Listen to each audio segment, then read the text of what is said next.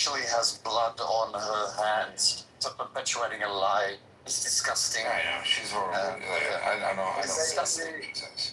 She supported the idea. I agree, she's horrible. She supported genocide. And she called me a Nazi, and basically she believes the entire land is occupied and should be liberated. It's like, and she lives in Tel Aviv. I don't know, like she lives in I don't know. It's sort of the Tel same. Aviv. It's sort of the same performative altruism that you see from white liberals in America, where they try to advocate for the alleged, human rights abuses for black people and all this kind of stuff. It's so I think it's performative. It's performative. It's narcissism to feel like more superiority and. I'll tell you why it is performative. She literally told me. She told me out of the blue. She didn't give a fuck Ronnie is being killed by the regime. So I told her, that's fine, Ambrose. But don't expect me to give a fuck about you either then. Your cause. Listen. There's an argument to be made that I don't like the current government of Israel. But not for the reasons why other people don't like it. I don't like it because I have beliefs in the way Prime Minister could act. I'm almost 50 years old. Okay, I grew up as a nerd. As a kid. Yeah, Ken, did you cause that? But I'm the Betty, but don't tell anybody. I'm the Betty Free. I'm the Betty Vritsky. But I don't prefer to speak in Hebrew. I don't prefer to speak in Hebrew. And I envied Ambrose because she can sit in Israel. Let me just finish the thing. My point is, yeah. You can have opinions that I might deem awful, but you should qualify it. Like, I could say I don't like the Chicago Bulls. I know that's I don't watch basketball. I don't like it, don't care, can't play it well.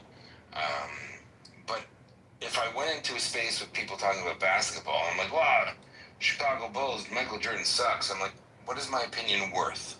So I think people should be cognizant.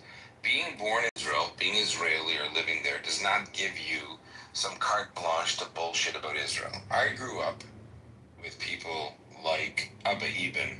I read all his books in school. I grew up with the understanding of the region.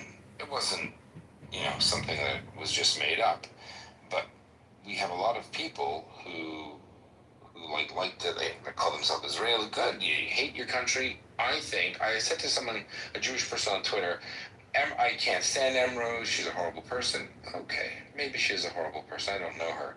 But I actually think the existence of people like Emrose actually prove who's right in this equation morally. The fact that people like Emrose can sit in Tel Aviv and shit all over the whole concept of the state of Israel proves one thing. Israel is the more moral society because they tolerate opinions that diverge from the status quo. Now, none of that can be said anywhere, not in the Palestinian Authority, not in Jordan, not in Egypt, not anywhere. So I think we should congratulate and we should lift up people like Ambrose and say, see, we have people that are entitled to their opinions no matter how uneducated, no matter how ridiculous, no matter how bizarre, because we don't cut their heads off and we don't stone them for having shitty opinions.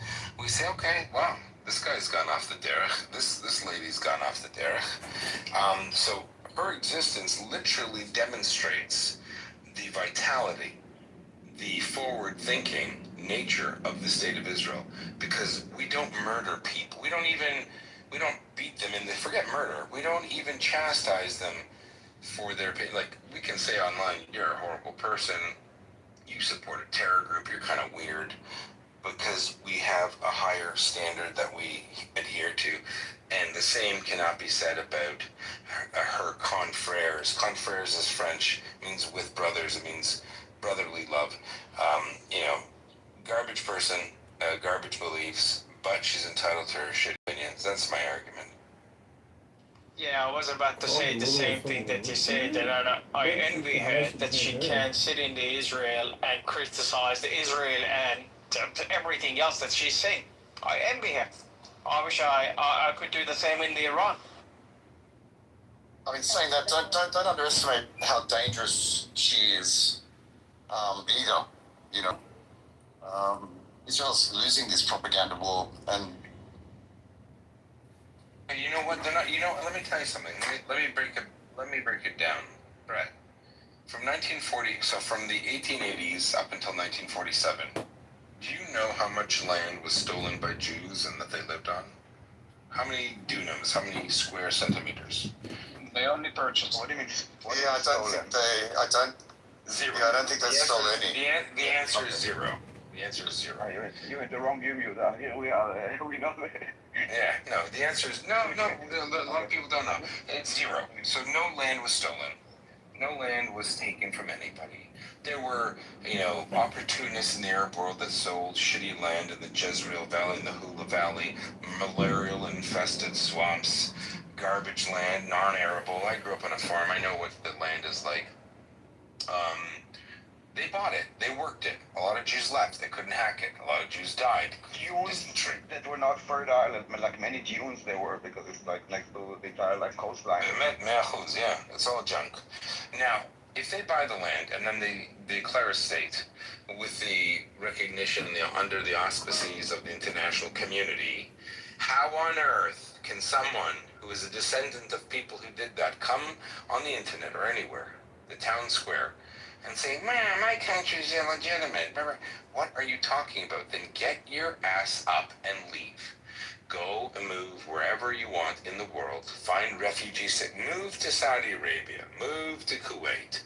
But don't stay there. No, You're so... Her excuse is that she wants to fight it from the inside. She wants to take advantage of her privilege of basically crumbling the state from within. Well, For example, via Knesset, via... Of course, no, but this is like her reasoning. Staying in Israel, this is how she's kind of like enjoying the cake and, how do you call it, eat the cake and keep it whole. So she rationalizes it. That's no different than the American life. No, it is different. It is different because the American left aren't indigenous Native Americans, but Jews are indigenous to Israel. So it's doubly, No, I think it means... No, but the It means those that are saying America is this and this, is a horrible place to eat, but stay there. Yeah. No, they're saying it's stolen land. America is mostly a horrible country, but they don't live. She's messaging me here, Olive and Spencer. I don't know who Olive is, but I know it's John Spencer. She hates John Spencer.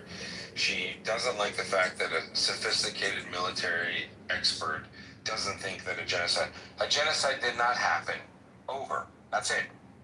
I mean, if you're dumb enough to, imagine being so, like, what kind of Stockholm syndrome is it if you believe what a fucking group of people that murdered, first of all, my family member, and murder their own people, and rape women, and burn them alive, and you're like, I think I'm going to give them the benefit of the doubt. You have to be all sorts of fucked up to no, it's a resistance. They have a right to resist. I'm sorry to say, for the sad tragedy of the October 7th victims, this is how they thought, and this is what they got. That niceness, let's give them the benefit of the doubt. This is what happened to the October 7th victims. Well, I didn't say give them. The same arm fed them, bit them. And this is... And Emrose knows that, Ruffy, and she's still backs up. Again, so that they don't learn their lesson until it happens to them. Let it happen to them. Simple as that. It's just a matter of time. Trust me, we have a God, and again, God's will, everything goes the way it should be going, guys. Well, If the Muslims believe in God, the Jews believe in God, everything that Allah is doing Exactly. is for a purpose. It's Allah's will. Allah wants the Muslims dead. The Muslims need to understand, because they're clearly not getting what they want with the Jews and the Israel. Because if Allah wanted it and Allah was so great, He would have given to them. It's a bit upsetting what Allah wanted with Gaza, though, when you look at Gaza. Why would Allah want that with Gaza? It's horrible. Because they're not biased enough. So I say, the people that support the Gazans, they all have blood on their hand. Every single person that pushes that resistance. Yes. Doesn't good job, resist, do this, do that. Every single cocksucker has blood on their hands. Yes. Because you're basically, you're gonna go kill one fucking Jew, 10 Muslims are gonna die. You know this is what's gonna happen. So what are you fucking pushing for? your propaganda war? I would respect M if she went and armed herself and went up against the EDF. I would respect her more instead of pushing other people's children to resist against the occupying army. I mean, what the fuck?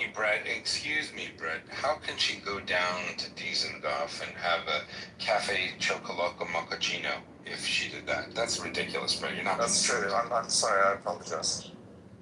They can do whatever they want. Do you think It's a God wants minority group everyone that people God laugh wants? at. Pardon?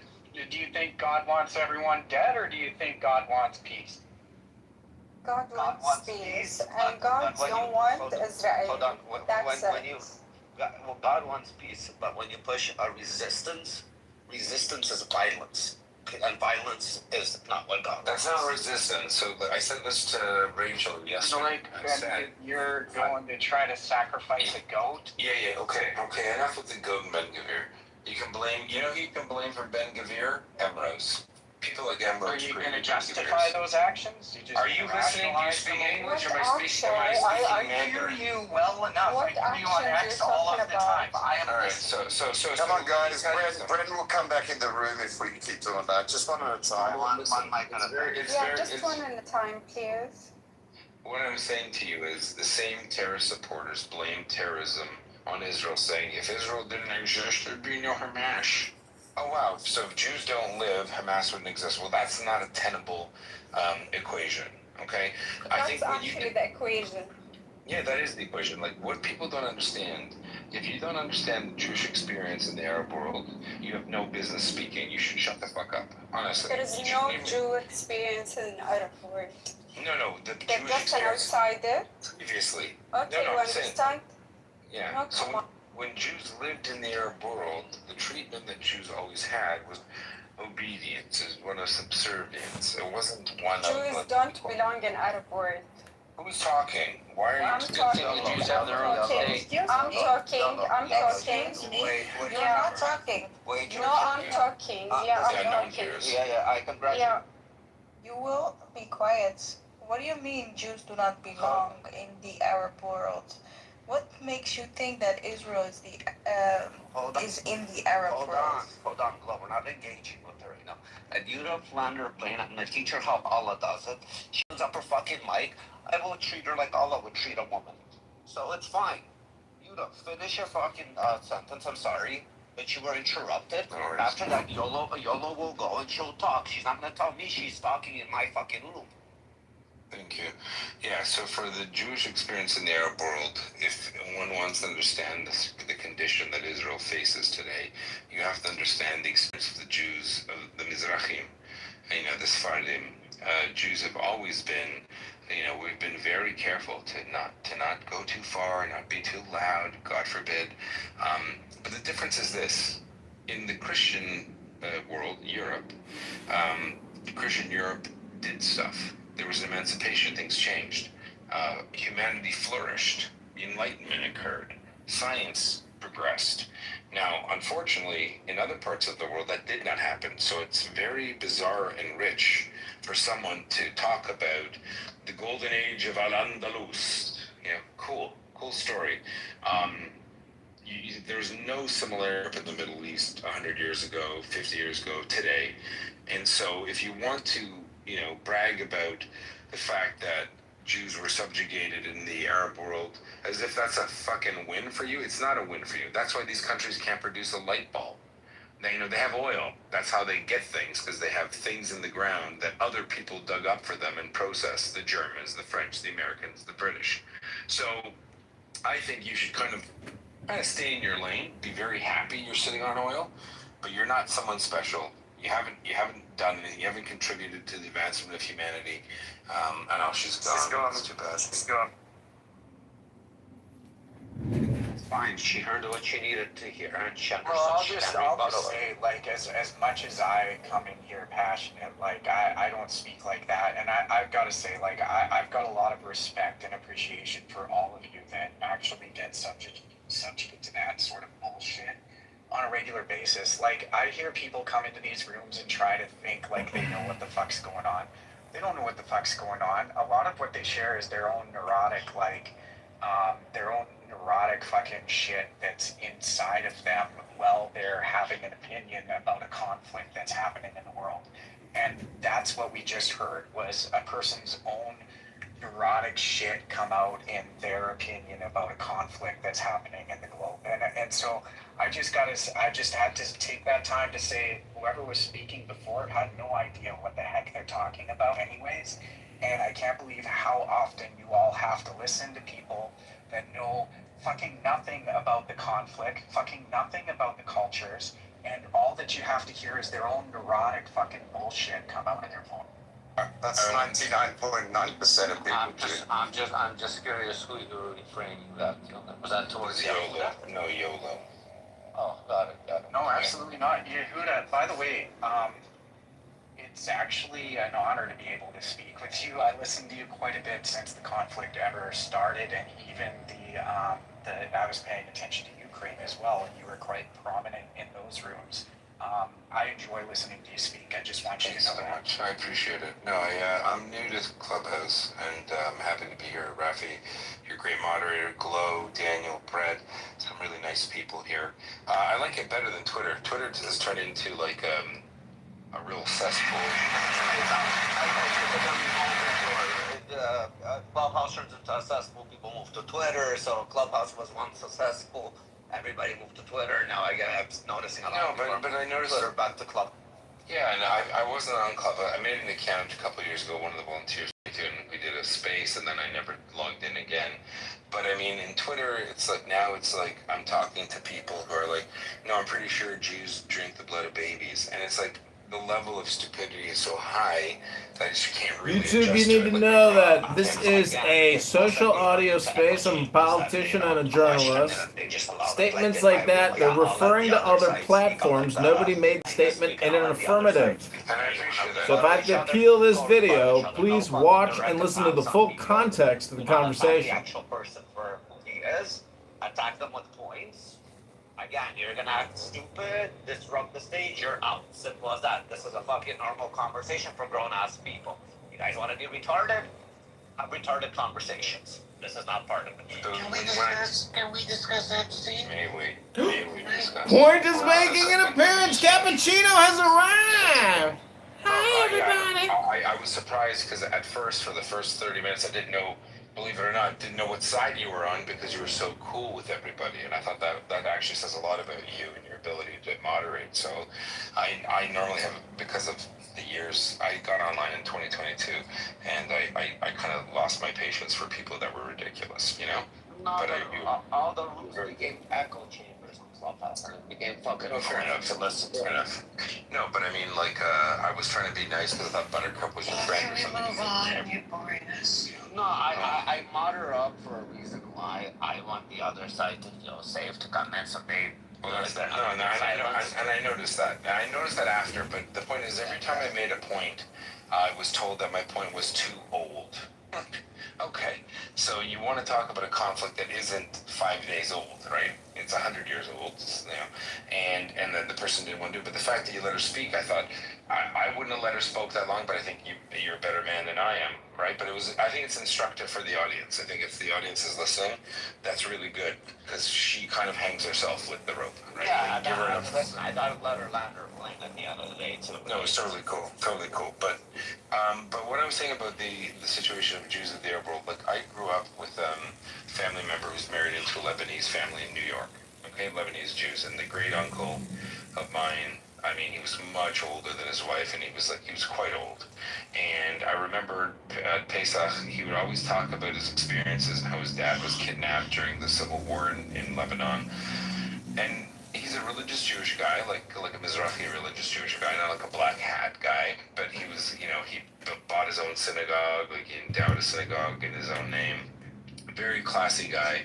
And every Pesach, you know, he would listen, you know, Chol Pesach, he would listen to Lebanese music from the 60s, and he would almost not cry, but pine. He would be very reminiscent of how beautiful Beirut was for Jews back then. And I always thought to myself, why do you even care, right? Like, why would you? But for him, that was his history, that was his past. And so when this individual came up and said Jews don't belong in the Arab world, it's like, Are you sure? Because I think her attitude doesn't belong in the Arab world, right? Jews were an integral part. Well, like the Britney Spears of Egypt in the 30s and 40s was a Jewish woman. You know what I mean? Like the Jews are a part of that world, and yet now we're told that we're, colonial, invaders from Norway or something, and it's just so bizarre to me. And anyway, You know what? I've got a question for you because I've been listening to you for so long. I've always paid attention to is like connection with like these autocratic dictators like Russia, China, Iran, North Korea, and it seems like they're all working together, right? Like the IRGC, Xi Jinping, 100%. Vladimir Putin. Okay, cool. So it's just interesting over the course of years since the conflict how well their propaganda machine has actually taken place in the minds of people that we have to listen to. So I just was curious about your thoughts. If you saw that connection, obviously you do. I'll just be quiet now. Thanks for being here. I've learned a lot from you over the years. Thanks so much. I appreciate it. I didn't know I was doing that, and I appreciate the compliment. Yeah, no, my angle is this. I'm an Italian Jew that grew up in Canada, with Mizrahi roots and North African roots, and I got a really cool experience. Like, I was a kind of person that growing up, the Jews I grew up with didn't even know what Sephardi or Mizrahi Jews were, so it was kind of like, an honorary, Ashki. And I kind of learned to appreciate the other side. So in my mind, I always thought, look at the other side, right? Like, imagine you're in their shoes. What would you think? What would you say? And why would you think it, right? So that's what gave me kind of an openness to understand the Arab side of the conflict, right? But when it comes to anti-Semitism, if you study the history of it in the last 150 years, what a lot of people aren't aware of is one of the most telling, hallmarks of anti-Semitism originated in Tsarist Russia in the late 1800s, and it originated with a false document called the Protocols of the Elders of Zion. And it was created by the Tsarist secret police of the King of Russia, and it was literally plagiarized from a French novel that talked about a group of people trying to take over the world. Now, the French novel had nothing to do with Jews, but it was a fiction book, like Lord of the Rings or something. But the Russians turned it into a manifesto, and they swapped out the antagonist for Jews, and they pushed it. Now, they did it to subjugate their own population, to make people feel the reason why they're starving to death is because of the Jews, not because the Tsarist Russians were taxing their people to death.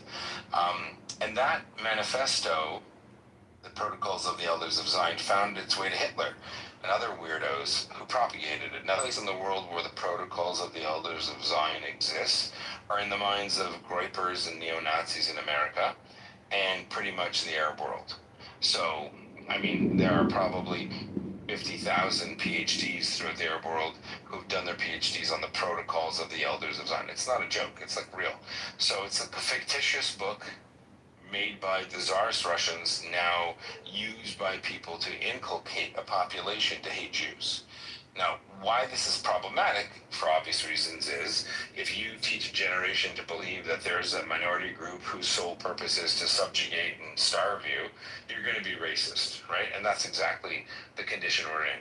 So the Russian regime, under Vladimir Putin, is a reinvigoration of the Soviet regime, which was a reinvigoration of the Tsarist regime under a different color. And the reason why they do it, and this is not controversial, they can't beat America. The Soviet Union could not beat the United States. It's just fact.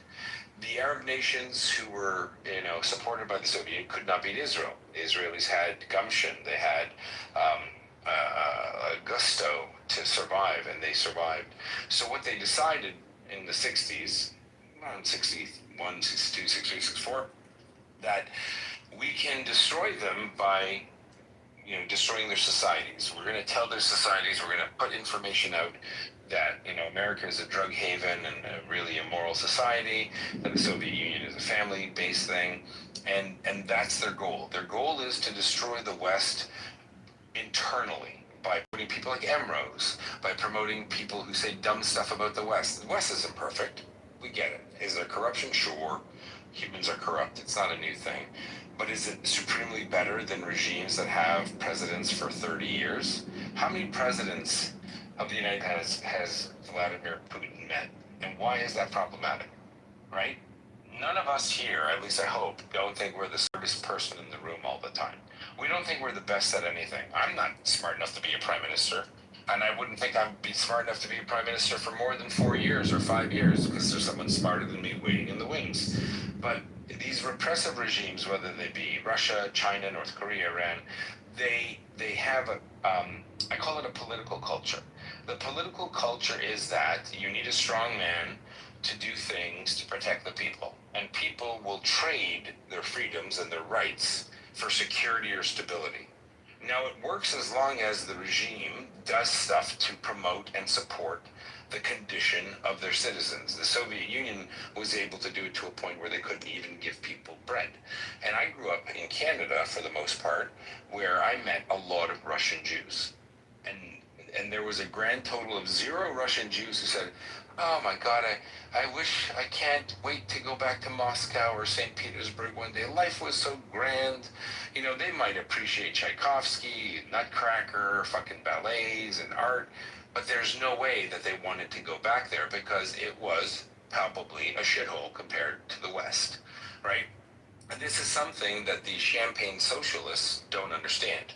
They think, oh my God, it's equality, you know, down with the bourgeoisie and blah, blah, blah. None of it's true.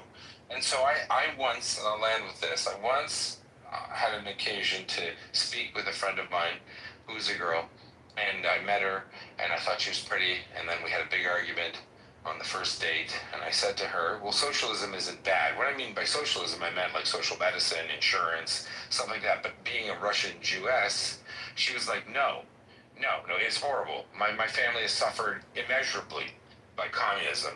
And I learned to appreciate the fact that the root of all anti-Semitism in the modern world, for whatever reason, has come from Russia. It's come from Moscow. And they pushed it through everywhere. And I'll add one thing. Sergei Lavrov, the Armenian-descended foreign minister of the Russian Federation, said on an Italian TV show in June of 2022, he was asked by the host, why do you keep saying that Ukraine is a Nazi state? It has a Jewish president, it has a Jewish defense minister. And Sergei Lavrov, who should know better, who does know better, said, without skipping a beat, he said, everyone knows the biggest anti-Semites are Jews. Hitler was Jewish himself. And this is when I said to myself, and the reason why, to the individual who just spoke to me, dude, he said, you heard me go off on it. I said to myself, you know what?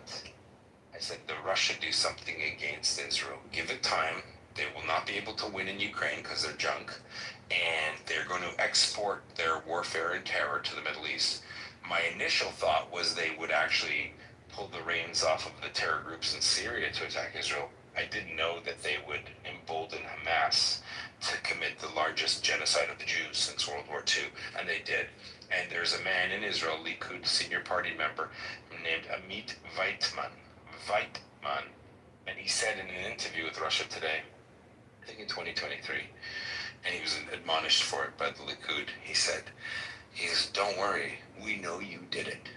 We know you did, and we will make sure Ukraine wins. And we will let you know we are coming for you. And he's a French Jew.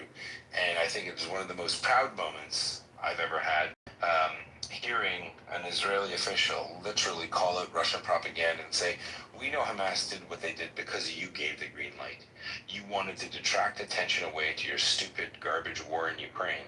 And you exported this to Iran and Hamas because you wanted to change the world's focus. So yes, I do believe that there's an axis of evil, just like Ronald Reagan said. There's an axis of evil. It originates in Moscow, and they are doing their best to use Jews as a weapon to try to dominate the world. But they can't, because their culture, political culture sucks. They're not sophisticated as they say. And I've spoken too long. Thanks. That was great. Wow. By the way, George W. met with Putin 28 times during his presidency. And he was tricked every time. Yeah. Thought that, yeah. But he talked about how Putin would try to have a bigger dog than his dog, and he played a lot of games with him, but he definitely met him 28 times. He makes a point when he does speeches now to talk about it. But it's so great what you just said. I mean, and you think about the Bolsheviks and you know how Lenin kind of created them through the Mensheviks, and Hitler basically did the same thing through the Thule Society, and the Muslim Brotherhood is taking, you know, this same kind of, you know, this philosophy that they have through the Islamic communities and into Western societies and countries, and they're all using the same playbook. You know what's actually interesting? Bolshevism, Nazism, Muslim Brotherhood. They're all created and they're incepted in the same era. Yeah, I mean, there it is. Sorry, I gotta imagine. I'm new to Clubhouse. Someone said Yehuda's not Jewish. Okay. Sorry. What does that mean? But just ignore it. You just have some people that have nothing else to do but write odd things in chats. Oh, it's in chat. It's not to me. Okay, sorry. I didn't realize. Yeah. It's okay. They can come. But you're so spot on about it. But those philosophies are all similar. They're all birthed What's around the same interesting time. about the philosophy, though, is that like you supported Donald Trump, and he's heavily influenced from a philosopher out of Russia. Actually, Alexander Dugin has probably manipulated Donald Trump quite a bit, and a lot of MAGA folks, if you actually look into his philosophy. So, How do you know Trump actually, is Alexander Dugin wanted Donald Trump to win. has Trump quoted him? Has Trump said that? No, he How do you hasn't. know? Like, Yeah. where's that come from? I didn't know that. In other words, Donald Trump has directly repeated things that Alexander Dugin has put forth. Has he mentioned his name? I don't Not think by so. name, not that obvious. So, dude, listen. Alexander Dugin is a horrible human being. I agree with you 100%. However, even with Putin, Alexander Dugin is like a Tucker Carlson to him. So, I get it. I think that you know, a broken clock is right twice a day. I don't think that. I mean, listen. I'm more concerned about people around Trump, like J.D. Vance, and the people that don't, like J.D. Vance himself. I think that's problematic, but I'm not sure. I agree with you. Alexander Dugin's super bad. A really weird. Like Alexander Dugin is like the bad guy in a movie. Like the things he says about the world. Like, yes, I'll be young and things resurgence. West is thinking that he's a dinosaur, right? In terms of political philosophy, but I think he's a bit of a boogeyman. To be honest with you, he's not as important as some people think. That's my take on it. And also, like, his inner circle of his friends and who's influenced him, I mean, you know, and who's in his Mar-a-Lago crowd and who was his crowd in New York. I mean, there's just different influences. There's people like George Klein in New York, and Whitcock, by the way, was his buddy, you know, and I mean, some of these people have had influence on him. Who was his buddy? So was Howard Lutnick, Abby. Yeah, Howard Lutnick too, but George Klein is a Hold on. fabulous, fabulous man. Can you enlighten me? Did you say Dugin and Whitcock are friends? No way. No, I said with Trump and Trump's circle and who he's surrounded himself with over the years and who's been in his or on his radar. I mean, it's to say everything about him that comes from a guy named Dugin, like you're discounting all the other people that have greatly influenced him.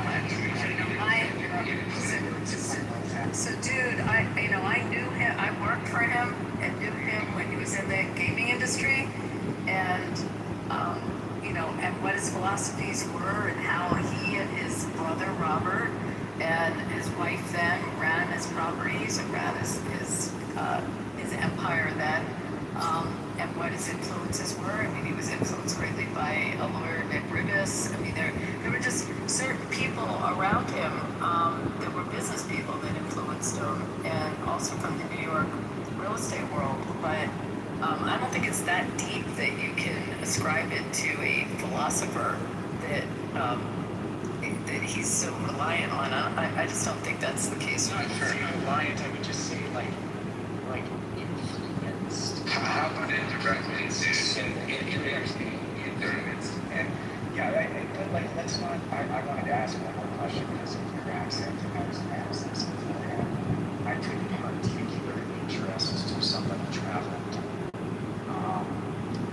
Like we're talking about quite late in his life before he died, recently, Henry Kissinger. What you have to say about Henry Kissinger and his decisions throughout his life and how he He's brilliant. He's brilliant. Oh, sorry. I'm just saying he was brilliant.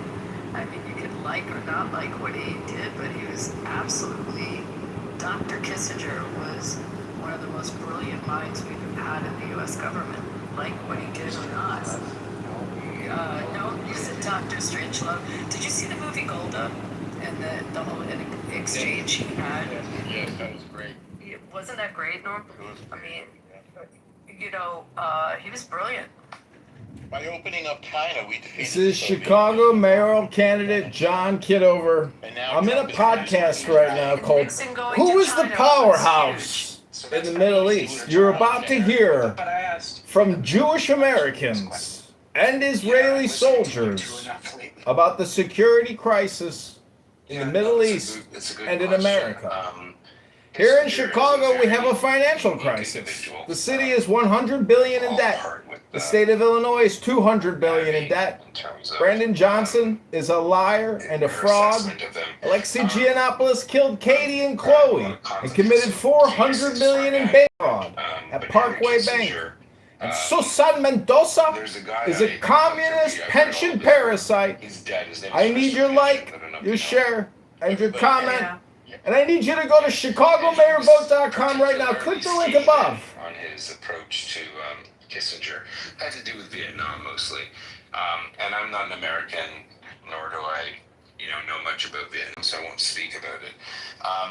But I am interested in Israel, and I think that for those who say Jews are traitorous or, they're not loyal to the country, I think Henry Kissinger is a perfect example of a U.S. diplomat, the top diplomat.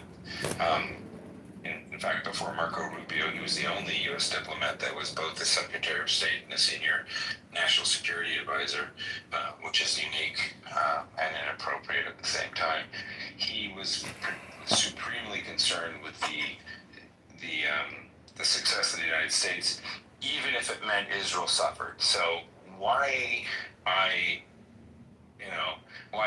Kissinger is interesting to me, and again, I can't speak to anything about Vietnam. I literally know that I have to put on the AC. We got this Chicago heat wave. It's so racist. When it comes to Israel in '73, the heat can be racist. There's a great documentary. I think it's called "The 50 Years War: Arabs in Israel and the 50 Years War."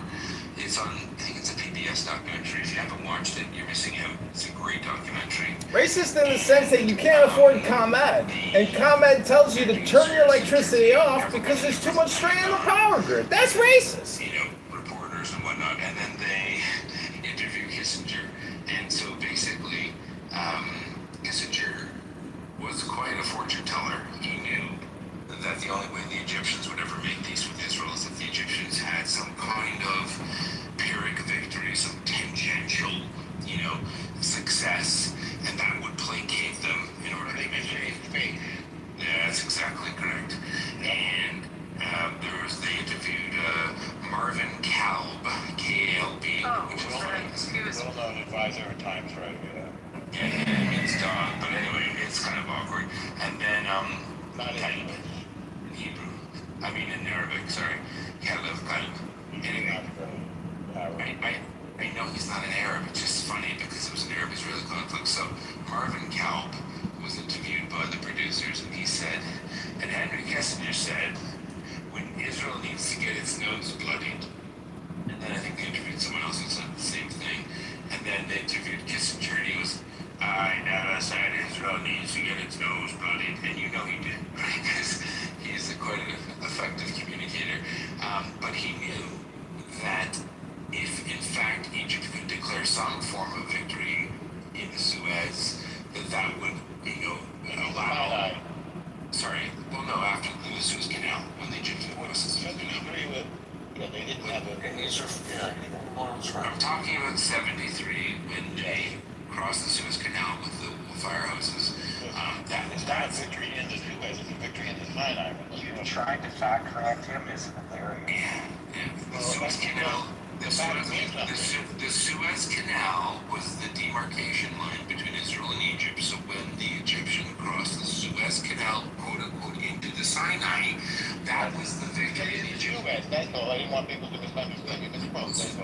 No, I didn't misspeak. The Suez. When I say the Suez, I'm referring to the canal. I'm not talking about the city. I'm talking about the canal. So, as I said, he had the foresight to recognize the Egyptians needed some form of victory. So the crossing of the Suez, meaning the canal, because it's not a place, well, there's a city, but it's not what we're talking about. This is what was required. When Golda Meir turned the heat up and said, if we do not get resupply whilst the Soviets resupply the Egyptians and Syrians, God forbid we deploy a nuclear weapon. And that's when the Americans turned the taps on, and Israeli losses were replenished by the Americans, and they moved forward. So, with respect to the Middle East only, again, I'm not even a lay reader of Southeast Asia, but with respect to the Middle East, Kissinger did get it right. And when I was older and I read his books, I realized just how much he hates them for Vietnam and Asia. It did not detract from the fact that he nailed it in the Middle East, and that's where we're at. You nailed it with China. You nailed it with starting this all talks. I can't. You can see I can't. So I'm not saying you're wrong. I don't want to speak to something I'm not really knowledgeable about. Are you talking about Nixon? No, well, it's part of the Nixon administration. We're talking about Kissinger. And Kissinger was brilliant. That was my He's brilliant, but he didn't. Okay. All right, everybody, I want to thank you for coming here to Chicago Mayor Vote, but I need you to go to ChicagoMayorVote.com right now, because on February 23rd, 2027, I need your vote. I'm the Spencer Pratt of Chicago, and I need you to go to ChicagoMayorVote.com right now. I need you to follow me on X at John Kitover _ I need you to follow me at Chicago Mayor Vote. That was a huge move. Thank you for listening to this brief 7-minute video. Like the video, share the video, and let's liberate Chicago. Day number 1. We're going to cut property taxes 25% at a minimum for all homeowners in Chicago through home rule and mayoral decree. We will liberate ourselves from the Chicago Teachers Union, a mafia parasite organization sucking at the blood of homeowners in Chicago with inadequate schools, horrible curriculum, and communist indoctrination. And then Ariel Sharon went behind them and encircled the Third Army. Just listen. Ariel Sharon went behind them. Hit that like button right now. When did Ariel Sharon do that? The 73 war. What day? I don't remember the day. Why would the day matter? It doesn't. No, it doesn't have.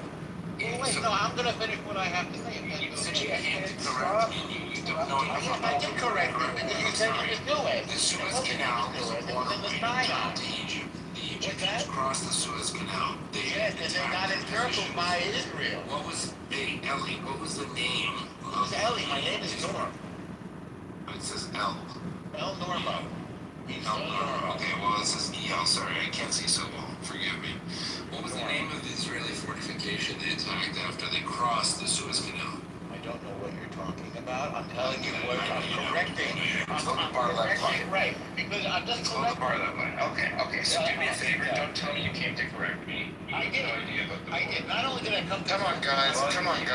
El Normo's a nice guy. I heard you. I'm just telling you what happened. The Egyptian army crossed the Suez, and Ariel Sharon then No, that's not what happened.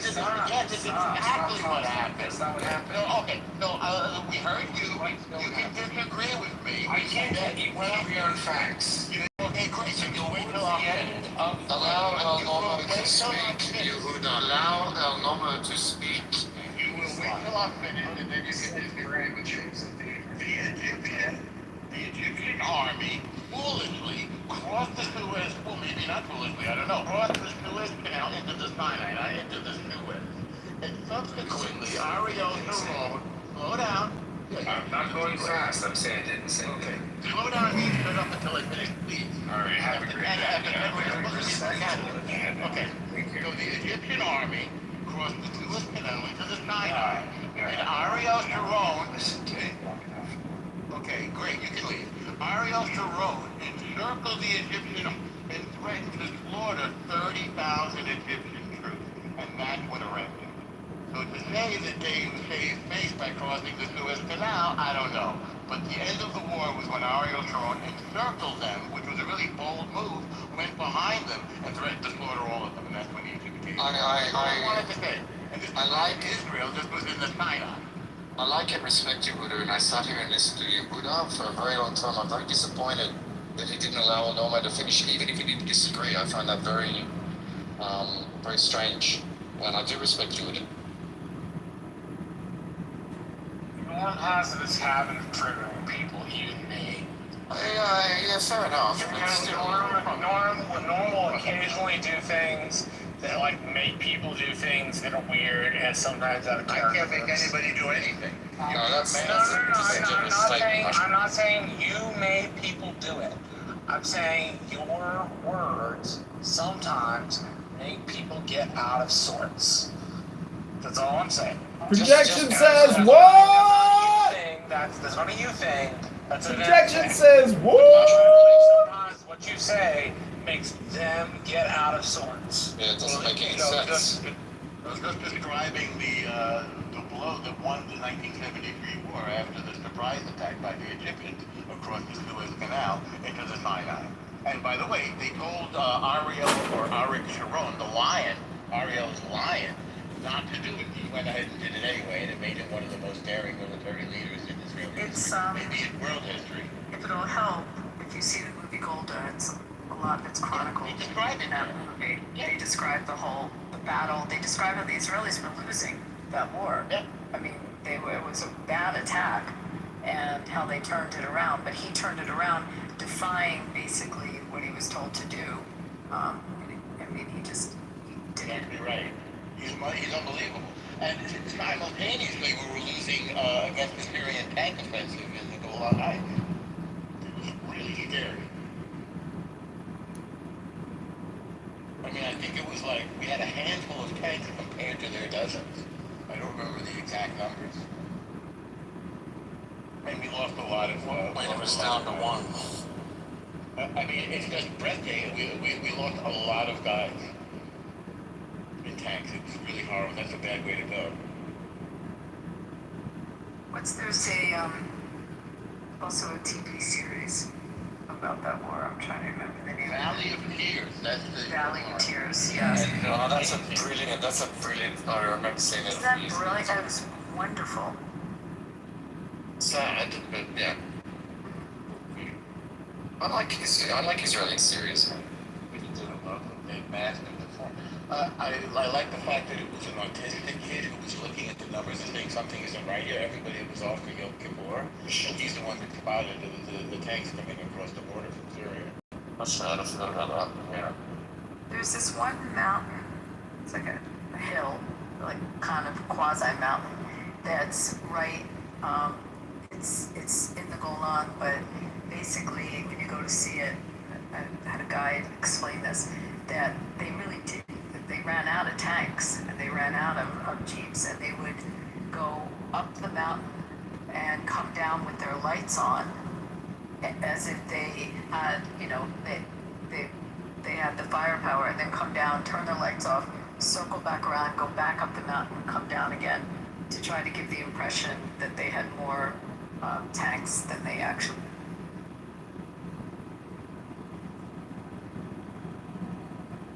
It's a lot of ingenuity to try to to fool the Syrian. You got a show on the radio, cancel. Abby, and you don't even know what to say to them.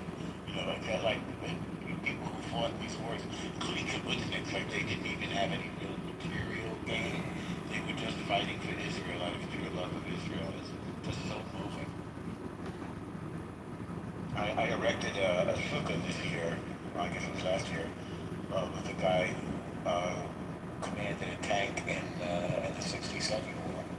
And I was just so in awe of him.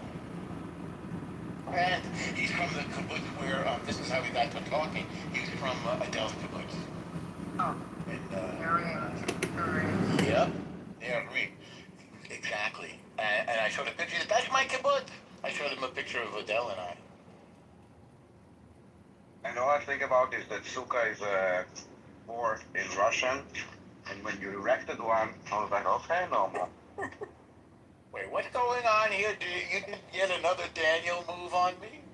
What just happened? Abby, can you invite Yehuda? Sure. Rafi, what is sukkah? Rafi, serious? I'm saying a sukkah. Yeah, Rafi, in Russian, what is sukkah? Sukkah? No, sukkah blood. Блядь, пиздец. Нет.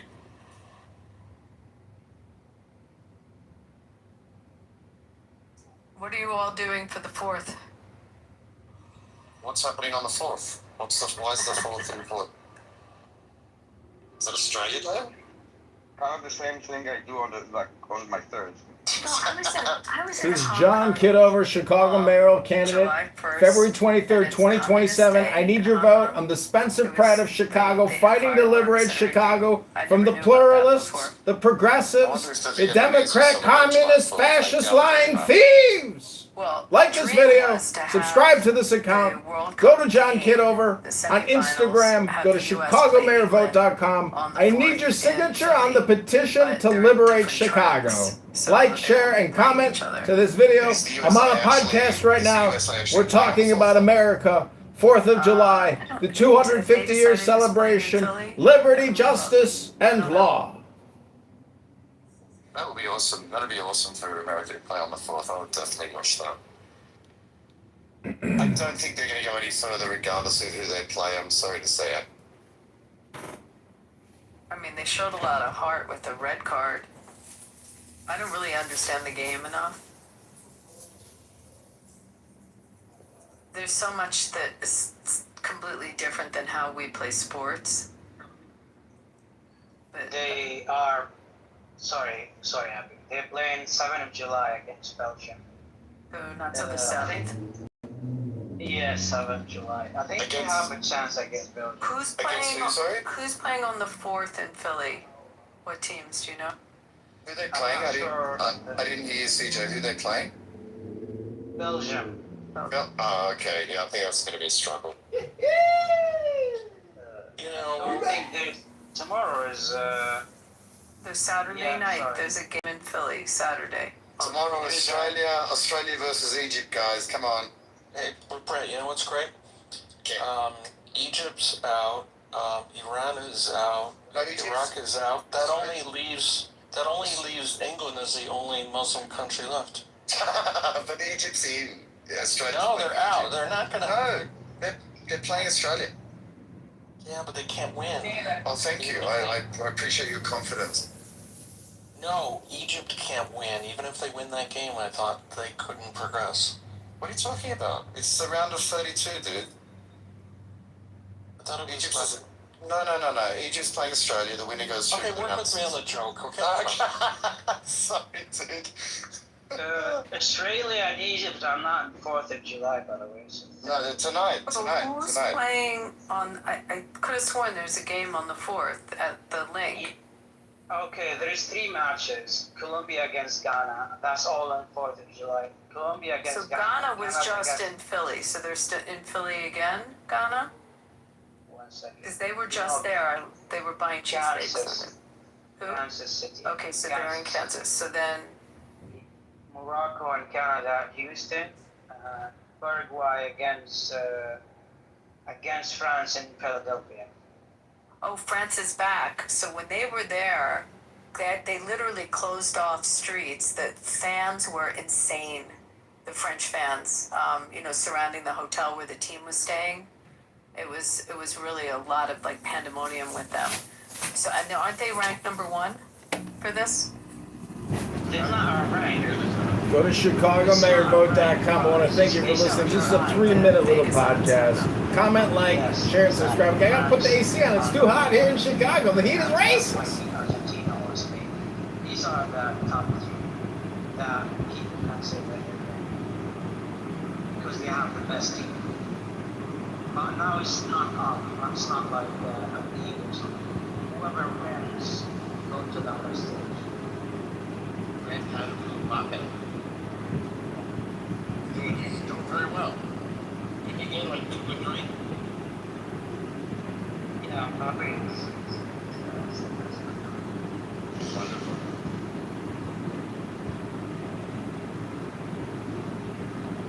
He's not young, too.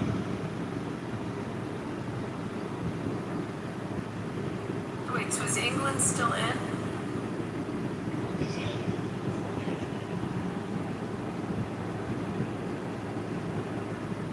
Well, it's a game. played against Mexico. Can you say Mexico and Mexico? I put money on Mexico as a long shot. Yeah, because I think they are playing above the average. So I don't know how to say it, but their stake is high. So it makes Plus 2,500. So it was pretty good. But you know, Oh my many God, of those, I'm trying to find those, maybe I'm not looking hard enough. Are all those online betting things you can bet from your phone taking money that would have gone to places in Vegas? Vegas has online betting. So Vegas No, I mean has the fact that you can sort of bet from their. Yeah, well, you bet. I'm sitting right now. I could put a bet, like at my house on MGM. Well, yeah, I mean the online betting, MGM Sports and Caesars, have the online presence, stationed more locally. Like, I mean, there's lots of competitors if you're talking about FanDuels or DraftKings. Yeah, that's what I was thinking. Yeah, I mean, it is. It's a lot of competition for the sports betting. I mean, we had the monopoly for sports betting for so long. So it's legal in, what is it, 30 some states? All states. No, it's not legal in all states. I thought I saw a commercial from one of those 2 companies that said legal in all 50 states. That's not that might be Calci, but not. I thought it was one of not Phantom. No, sports betting is not legal in all the states. Why is that? Just because I just don't want it to be. Yeah, I mean, do you know that lotteries are illegal in my state? It's in the Constitution. In our state constitution, you cannot have a lottery. Because they want to protect the gambling industry. That is. Did they revise the Constitution? Because was the Constitution in place before? I don't know when it got put in the Constitution. Well, the industry, yeah, must have been. I know it's in our Constitution. That is interesting. Thank you. Learned something new. Your code isn't allowed to bet.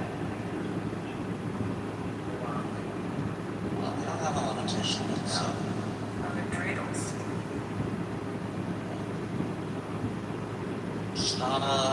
There's no prohibition against it. Doesn't look longer usually. Which is weird because people say it's haram in Muslim and Islam, but if I tell you how big the Arab market is for high rollers here, I mean, some of the top players. It's like communism. Rules for thee, but not for me. We have Yola back in the room again. Who's Yola? She's the one that said Jews don't have a right to exist on Arab lands. She's inflating so. That's hard. I think that's a little harsh. I think maybe I'm too liberal, but that seems harsh. It seems draconian. She could be right. She could be right. I mean, we might be wrong. Respect the other side of your opinion and accept it. There's nothing wrong with someone translate that? Wait, someone translate that?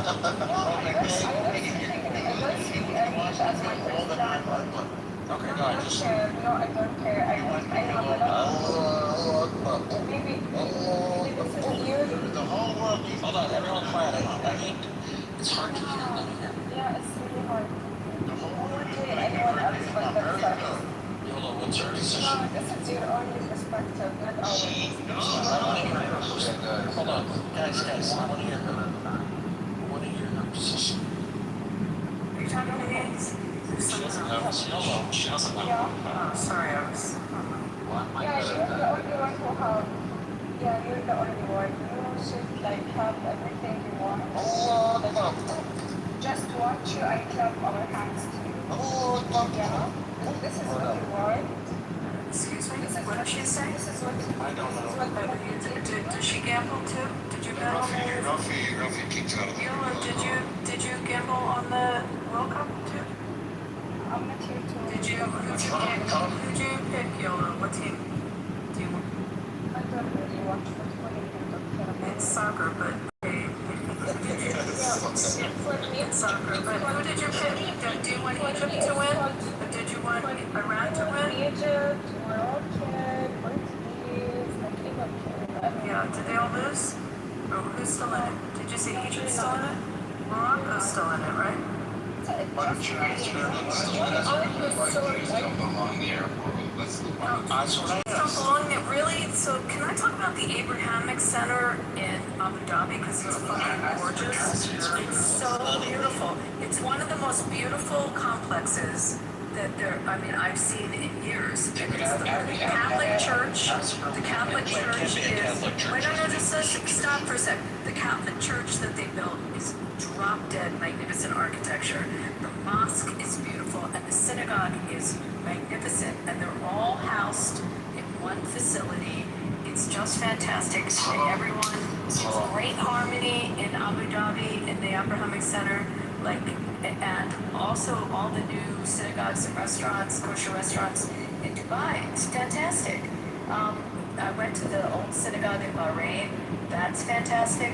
So I'm not exactly sure what she's talking about. And I've been to Saudi. I just got back from Saudi, of which there's Jewish community in Saudi. So there's a Christian community in Saudi too. So, does she think Christians be in the Arab world as well as Jews? Talk to me directly. Why did you say she? I don't know. Why? I'm talking. So I don't know you, but I'm just answering the question that you could have said. So YOLO, is that how I say your name? Yellow or yellow? Yellow or yellow? Yellow? You can call it the way you want. So yellow.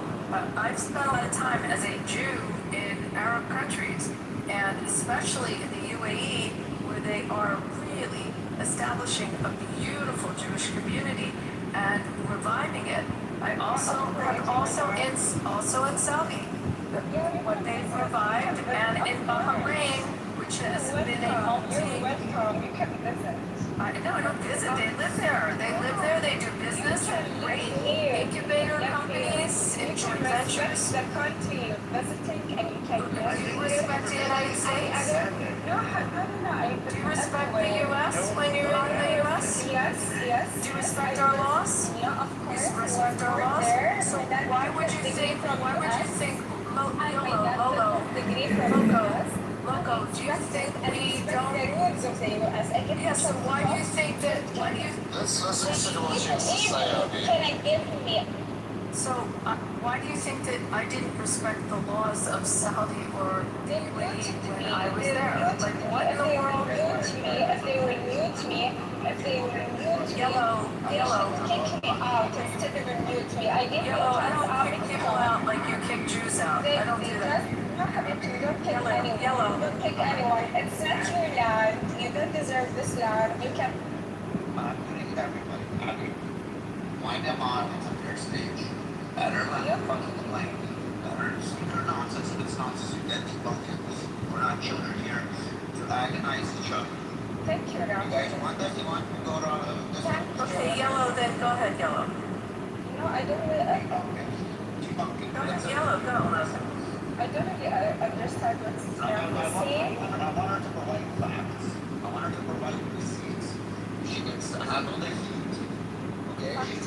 see it. No, You need to explain to us, Yolo. You need to explain to us why you think the Jews. One sec. You need to explain to us why you think the Jews have a right to live there.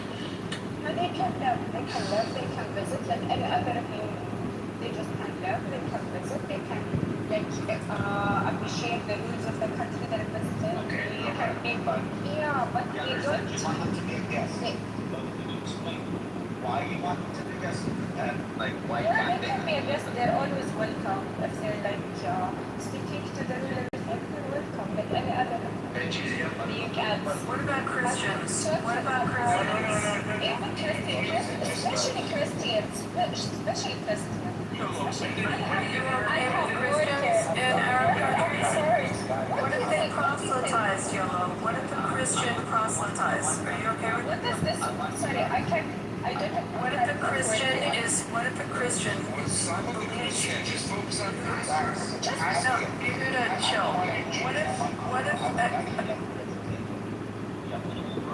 Let Abby talk to me. so you don't One question at a time. So keep talking. So you said how you feel about Jews, but they shouldn't be citizens. So what about if Christians live there because they believe it's okay to proselytize? Okay, So you're okay with that? Can I talk? Oh my god. Oh my god. Oh my god. Rafi, you're gonna have to lay down the law again because they're not getting it. Yeah, guys, 1 second, Yellow. 1 second, Yellow. Give me a second. Guys, don't pile up on her. Rafi, are you Italian? No, I'm Russian. So, Okay, but you're Italian. I like your accent. thank you. I don't really care about against my ground. Do you know there is Jew, Saudi people? Do you know that? Again, there is Jew. 1 second, Yellow. 1 second. No, I'm civilian. I'm civilian.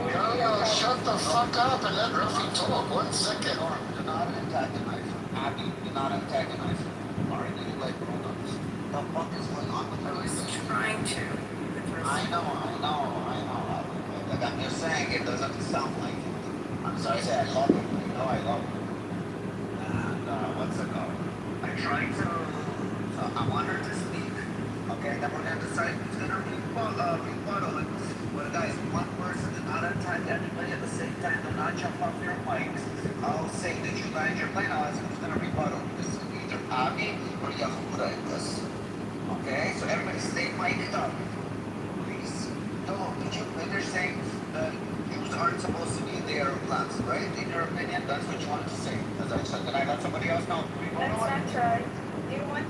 Is this the thing? Sorry to live there. They can visit there as, but like not to live there. No, that's not what Okay, so explain yourself. And own land or have sovereignty? Is that what you're trying to say? What? you just understand what you say? Can you just You cannot own land. clear language? Guys, You cannot own land. No, they don't want to hear. They don't want to hear. They just want to hear what's in their head. Yeah, I didn't. I asked her to read her so she heard that her need assistance. I'm telling her to do something. She heard me well. So explain yourself. The floor is yours. Actually, I forgot your question. You know, once everything talked, I forgot your question. Can you repeat it, sir? The Jews in the land and the Arab lands. Yeah. That's what you were speaking. So what did you say? Because what I heard, I understood Jews can visit there, but they shouldn't live there. Okay, can I talk now? It's clear to me now. Okay. I'm talking about my own country. I will start with my own country, then I will tell you the other What country is that? I'm from Saudi Arabia. Saudi Arabia. Where in Saudi? No, who cares? Who cares? I do because I travel in Saudi. No, it's not. It's very different in different parts. I travel in Saudi a lot. That's why I asked. Just calm down. Let me just talk about my opinion. Then you can like investigate about where am I from exactly, because this is very important. Your opinion is going to tell us from one part. Your problem. What? I can't talk. Go. I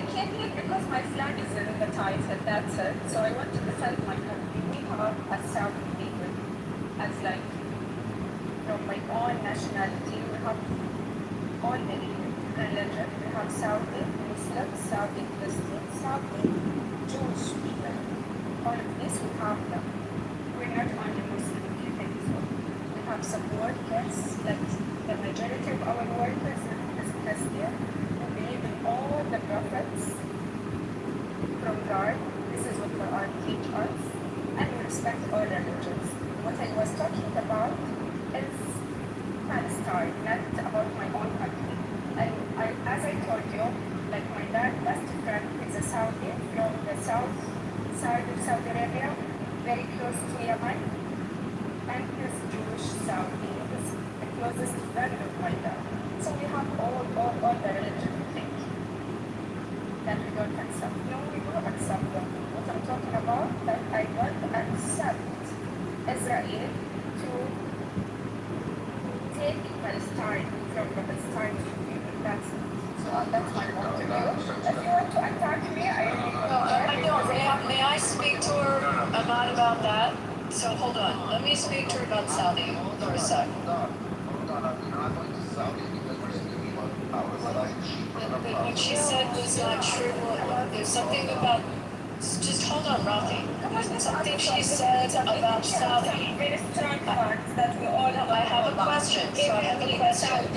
I have a question about Saudi. Something else. Yeah, go ahead, here. No, I have a question. So in my trips to Saudi and being with people, especially people at the U.S. Embassy that are Christian, they're not allowed to have an actual Christian church. They celebrate. I asked them about Christmas. They celebrate Christmas in their homes, but they can't. And at the U.S. Embassy, but they're not allowed to have any Christian church. The Jews okay. Thank you. And the Jews that I was with, the Chabad that I was with in Riyadh, and you know, in the area of Riyadh, near to Riyadh, where they're developing a lot, they're not allowed to have a synagogue, but they have in their homes, they can practice, but they can't have any organized religion other than Islam in Saudi. So can you correct if is that correct or incorrect? That's 100% and from any other thing that our Muslim religion places like mosques. Yes. We have minions. Let Yola and I talk, please. We have minions. I'm going to tell you, there's a Syrian Jew running for parliament right now, and Joel Adams, his name's Avi Hamra. So the Arab world is definitely changing. There's an Arab politician in Oman, I think it is, or Bahrain. She's very well known. The Tunisians also have a Jewish politician. So it is changing slowly. But Bahrain, you know, the ambassador from Bahrain was Jewish. They had, Bahrain has had, between us, we are always wrong. Yola, so you can't have an organized religion other than Islam. Yes, so thank you. But I do want to say that what you said is true. You're very welcome. With the Islamic majority, with 95% Muslims, only 5% that are not Muslim and with Muslim country, and that's how we believe it should be. So we should have some respect. And we have Mecca, and we have Al-Madinah al-Munawwara. So other good country, other Arab country, they have everything. Yola, now we can talk about the Palestinian issue and Israel. So I want to quote your foreign minister. Hold on, Yehuda, because this is a subject, Yehuda, chill for a sec. This is a subject I know and I spent a lot of time there. So to quote your foreign minister regarding the Abraham Accords and regarding the recognition and working with Israel, he said it's not if they will go in, but when they will go in. And there is a movement within the government, within the, around the Crown Prince and with people that are serving there now to really move in the direction of more recognition with Israel. And I can put those quotes if you want in the chat. I can put the names of the people that said it. whatever you want for me to give you receipts on those comments. So there's definitely within Saudi a direction of that. There's business. Also, we saw the airspace of Saudi open up for the planes coming from Israel, as well as the Israeli Prime Minister was able to fly through Saudi airspace to get to the UAE. So there is definitely a change within Saudi. And Yola, I want to say that I was very welcome there in all of my trips. And there's also a very rich Jewish history in a part of Saudi, which is an area we believe could be Mount Sinai. There's a religious argument that in fact Mount Sinai is not in the Sinai, but it is in Saudi, in the northern part, not far from Alula. Yeah, and then So thank you. It's an area, exactly. So thank you, Yola, for that. You're welcome. You're welcome. The only thing we allow for them to use is our space, so they can fly. That's the only thing. Actually not. There's more, and there's more that happens with respect to security and sharing of intellectual. I know there is. We always have a foggy media, so maybe this is. Well, see, Cohen definitely spent time over there with respect to. But no, the future will show it to us. And remember. Al Arabiya. They all was like to make it like shady to you and make you. I want to finish with one thing. I also spent time with someone who is your minister of, let's call it media, as a woman. And which, by the way, congratulations on bringing more and more women into the government there. And Prince Rima is amazing. Yeah, she is fantastic. And I ate at her house in Washington kosher food that she brought in for us. It's called halal. It's called halal. No, kosher. She brought a kosher caterer in and did food for us. That is the same. No, but listen to me. Yola, she brought in Betty Caterer, who's a kosher caterer from Philadelphia, to do the food. Yes, the same. However, Yola, when I travel anywhere and I don't find halal food, I go to kosher food. Yola, the woman that I met that runs the media, the Ministry of Media, said that one of the things also, as the Crown Prince has changed the textbooks to take out hatred and anti-Semitism out of the textbooks, there is also a push within the media on what would be the Netflix and Saudi to introduce things about the Jewish culture. She told me they were doing TV series about Einstein and famous Jews and trying to introduce it more into the Saudi culture, and I thought that was interesting as well. And thank you. Does it help the American Netflix account? So I don't know. There was a purposeful move by them to change the narrative there. To be closer to the word, not to change any of our rules, just to be closer, like any other country that should understand the difference between people and appreciate it and respect it. Respect is really good. And that's it. Thank you, Rocky, for letting me speak to her about this. Thanks a lot, Rocky. You realize that if you just respect your non-Muslim guests, it's not called freedom of religion, right? When I respect people, I should respect people anyway. I should respect people anyway. If you just, you can't teach me about respect. Respect people anyway.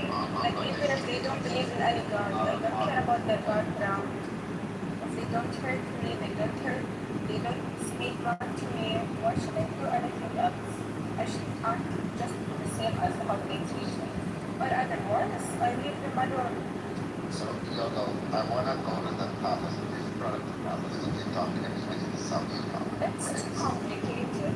Don't let me into it. I just told you my opinion.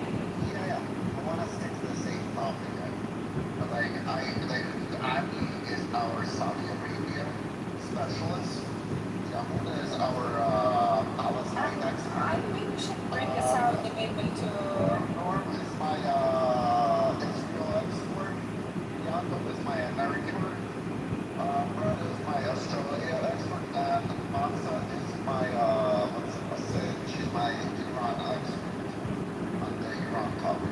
Who's the Iranian wife? Masa. Just Where's Masa? lady. Ah, Masa. Hi, Masa. How are you? She's already. So we're friends here. Finally, May I speak to you? yeah, we're all friends, but I need, come on, she's my neighbor. Alhamdulillah.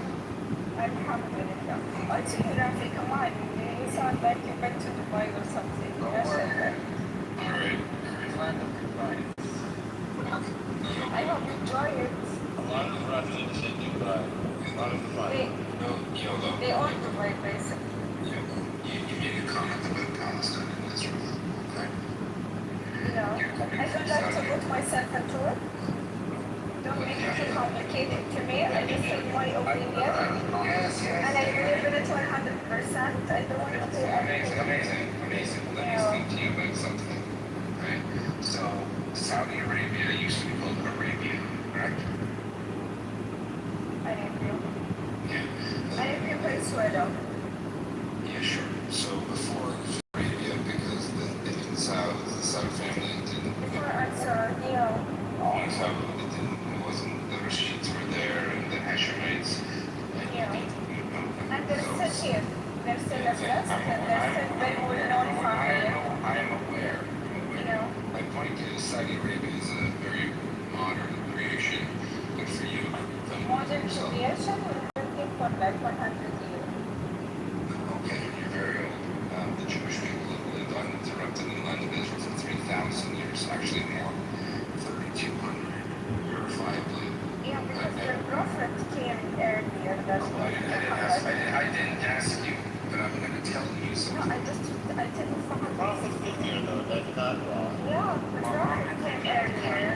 That's the... No, it doesn't mean that it doesn't mean that we were somewhere else and we came later. We came before us. In the land of Israel. Yeah. Then the Israeli people become Muslim. Israel. God, for the love of everything holy, would you zip it and listen? The Jewish people existed in the land of Israel. The Jewish people. I would zip it, but ask me nicely. I'm sorry, Ryan. He's speaking to you very nicely, although I don't understand what No, it's raising your voice. I'm not saying... you're interrupting. I'm not interrupting. I'm making comments. We're talking. You're having fun. I'm not You're Russian, like, I know that you are, so I'll expect it. I don't care about you. Who cares? I'm just saying, I don't think everybody should come. I want the same respect back to Yehuda that everybody gave me the same respect. I just, because again, I didn't resort to, come on, don't make me hard. I didn't resort to. I'm just saying, I think it confuses me. I like to listen and learn. I'm learning here. You understand? I'm trying to.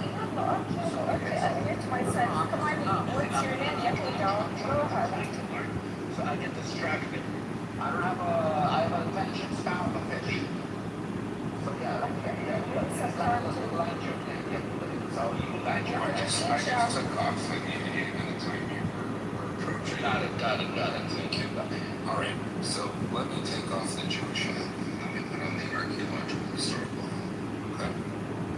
So, the people of Israel, or the Israelites, by all historians, archaeologists, anthropologists, are actually ancient Canaanites. Between 1500 and 1200 BCE, before the Common Era, that's 2000, that's 3,500 years ago. There was great climatic changes in the region, and the Egyptian Empire, which existed, contracted and it went smaller. And in that time frame, the disaffected Canaanites adopted a religion that was the Jabist called the Tetragrammaton. Brett, are you comfortable saying the four-letter word of God? Can you say it for us? Is that what? Oh, what's that? Okay, so someone... Please don't, just sing a song. The Jabist, I'll call it the Jabist cult developed. This is not religious conversation. This Jabist is not the word, you know. So the point is, this group of people existed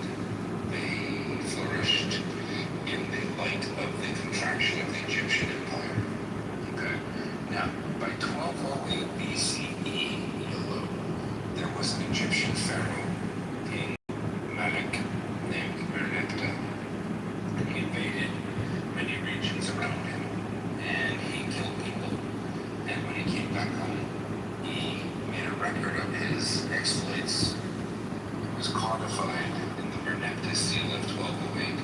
Could someone put the Renep dynasty in the Wikipedia thing in the nest? And in it he said, ironically, that not only did he do a thing, but he extinguished the Israelites, and he put it in stone, ironically, the expression to write it in stone, he did. Ironically, he was wrong, because the first mention of the Israelites, the people of Israel, in history was the Egyptian pharaoh saying they destroyed them. Now, he didn't. He got it wrong. A bit of hyperbole, a little bit of goop talking, a bit of Trumpism, a bit of Trumpism, a bit of Trumpisms. And this is the first reference, verifiable, argument. There are actually a couple of older references, but let's just stick with the Renep dynasty. So, what is it, 1800 years before Islam was a twinkle in Muhammad's eye, before the Arabs ever invaded the Middle East, the people of Israel existed, worshiping the one true God in Jerusalem. That's a fact. All archaeological evidence and records demonstrated. A lot of secular archaeologists argue about the condition of the Jewish people, whether they were cultists of the Tetragrammaton, which is the YHWH group of people. Some people call them the storm god followers of the Midianites in the Sinai and what is northwestern Saudi Arabia and Jordan. But this is the Genesis from my American friends of the Jewish people. So the Jewish people existed in this land since time immemorial. The Arabs had no written language at the time. They lived in Sinai, not even Riyadh. Your capital was not a place. Okay? Mecca was a trading hub, a small one. Yathrib, Medina, was a bigger one. So when I hear a person saying, I'm a Saudi Arabian and Jews have a right to visit, but they have no right to live, I hear someone who does not know history. And why I am more vociferous in my criticism of you is because you possess the knowledge that your ancestors did not. You have a computer, you have brain, you have fingertips, you can type this. You can literally type, what is the history of the Israelites right now? Grok, ChatGPT, Cloud, anything, and you will find the answer. You've not chosen to do but you've chosen to talk about it quite a lot, which is very, very weird to me. You have the ability to know where do Jews come from. Type it in, find out, you'll learn. The Jewish people come from what is now called the State of Israel. A state we created after years and years and years of dispossession. The archaeological evidence in the land of Israel shows every single inscription. Every single one, not all of them, not some, not 60, 100%. Every stone, every pottery shard that has any writing on it is written in Hebrew, not Arabic. It's not written in Arabic. There was no Arabic. Arabic wasn't even written. It wasn't even a written language. But the Jews, I'm not done. The Jews, us, we had our language, our religion, our culture, far before anything. So I will say, Because you have your prophet before us. I will use an Arabic reference. In the age, Zaman al-Jahliya, in the age of ignorance, whilst your forefathers and mothers were in the Arabian Peninsula, Jewish people were praising God or Allah. I would like you to respect when you talk about my father and mother and my sisters. I'm not speaking about your. I'm not speaking about your father. I'm sorry. No. This is the exact way you talk about. Okay, even for you, before your brother came, your ancestors was Jahiliyyah. So she can let me land it. I'll do my Unless best. you want to talk the whole time, because I would like to sleep. I would like to sleep. Let me just finish. I'll finish in 1 second. Just when you're gonna finish, you can let me finish. I know all this fact you talk about. I know this fact you talk about. I know it. YOLO, 1 more minute. Go ahead. Hold on, my point is, so you can rebuttal it. Yeah, so the people of Israel existed uninterrupted for over 1,000 years before any other people came into the equation. The Babylonians attacked us, the Neo-Assyrians attacked us. We were exiled, we came back. And then, after the Roman expulsion, after 70 AD or CE, Jews were expelled across the world. That's why Rafi is in Russia, not because his ancestors decided to move to a cold wasteland. His family was sent there because that's where Jews were kicked out. We know facts. We know facts. Skip this. We know it. Yeah, you're talking facts. We know it. Jews went back to the land of Israel en Don't masse. take he forbidden the land from you because you didn't. You're not a Jewish scholar. Listen, because you are not a sheikha. You're not a scholar of Judaism. I'm nothing. I'm a normal human being. I'm normal human being talking to you. Christ. How are you Jewish and say Jesus Christ? And you are mad that Jews purchased their land back. Well, get over it. Because you come from a country. Let me finish. I'm done. You come. Can I just type? You can keep talking. And I will answer you by typing. What do you think about this? Listen. You're not making us look. We put a clock on it. 30 seconds. Fine, I want to 30 see seconds. Let's end this. 15 minutes and you let him only. I have a leg. Yes. Why anyone else should not speak? Again. صح والله صح. Why should not anybody else speak? Let me have 30 seconds. I'm done. Plus, I'm hungry. When I see your picture, like I want to. Okay, YOLO. In 30 seconds, Rafi will ring a bell. Okay. Khalas, okay? This burrata and tomato is really delicious. 30 seconds is a lot of time. In 30 seconds, Mir, shut the fuck up or fuck off. Mir, shut the fuck up. Keep it respectful. Keep it respectful. So 30 seconds, start me now.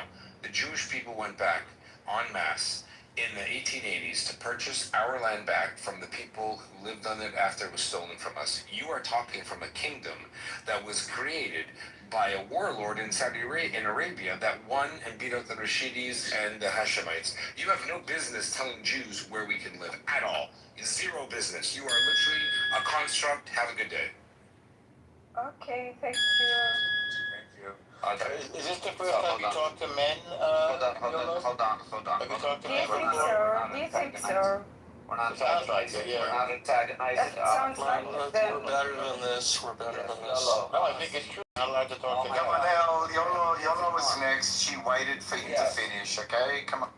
Fair enough. What would you like to say to Yahuda? What You're all well, let me just say something. You're all brainwashed by the media, and you like it this way. Yeah, you like it this way. You don't want to believe anything else. No, we question everything. We're critical thinkers. Hold on.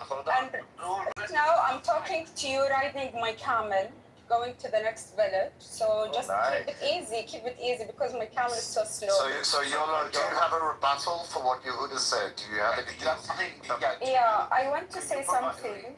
He was talking, لحظة, wait. He was talking about like family names and something happened in the Arabia, as he called it, before it came Saudi Arabia.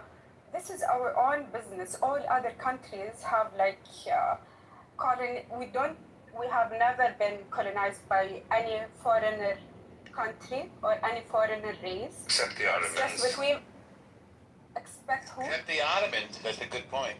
Who's that? The Turks. These are actually Arab and Muslim. So they're a different group. They're Ottoman. It's a different empire. The Ottoman Empire. No. You mean Uthmaniyin? They were Arab. They colonized Turkey. I'm talking about the Ottoman Turks. No. They're Arab. They're Arab. They colonized Turkey. They are. They're named after Uthman bin Affan, which is from Mongolia. They're not Arab. Not everyone that is Muslim is Arab. Al-Uthmaniyin. Okay, so they're who? They're Mongolian? So let's talk. Mongolian are the original Turkish was Mongolian before any other race came to Turkey. So the Ottoman Empire controlled Saudi Arabia, right? Like in America, who's the original people are there? But you said you were never colonized, but you were. Yeah, we have never The Turks colonized Arabia for hundreds No, of years. they colonized the south. I want to ask you a quick question. I've noticed you have a problem pronunciation with the P. Yeah, English is not my first language, so you can expect that. You can expect that. Otherwise, I'll talk to you in Arabic and answer me back. So appreciate I talk another language and I can talk to you.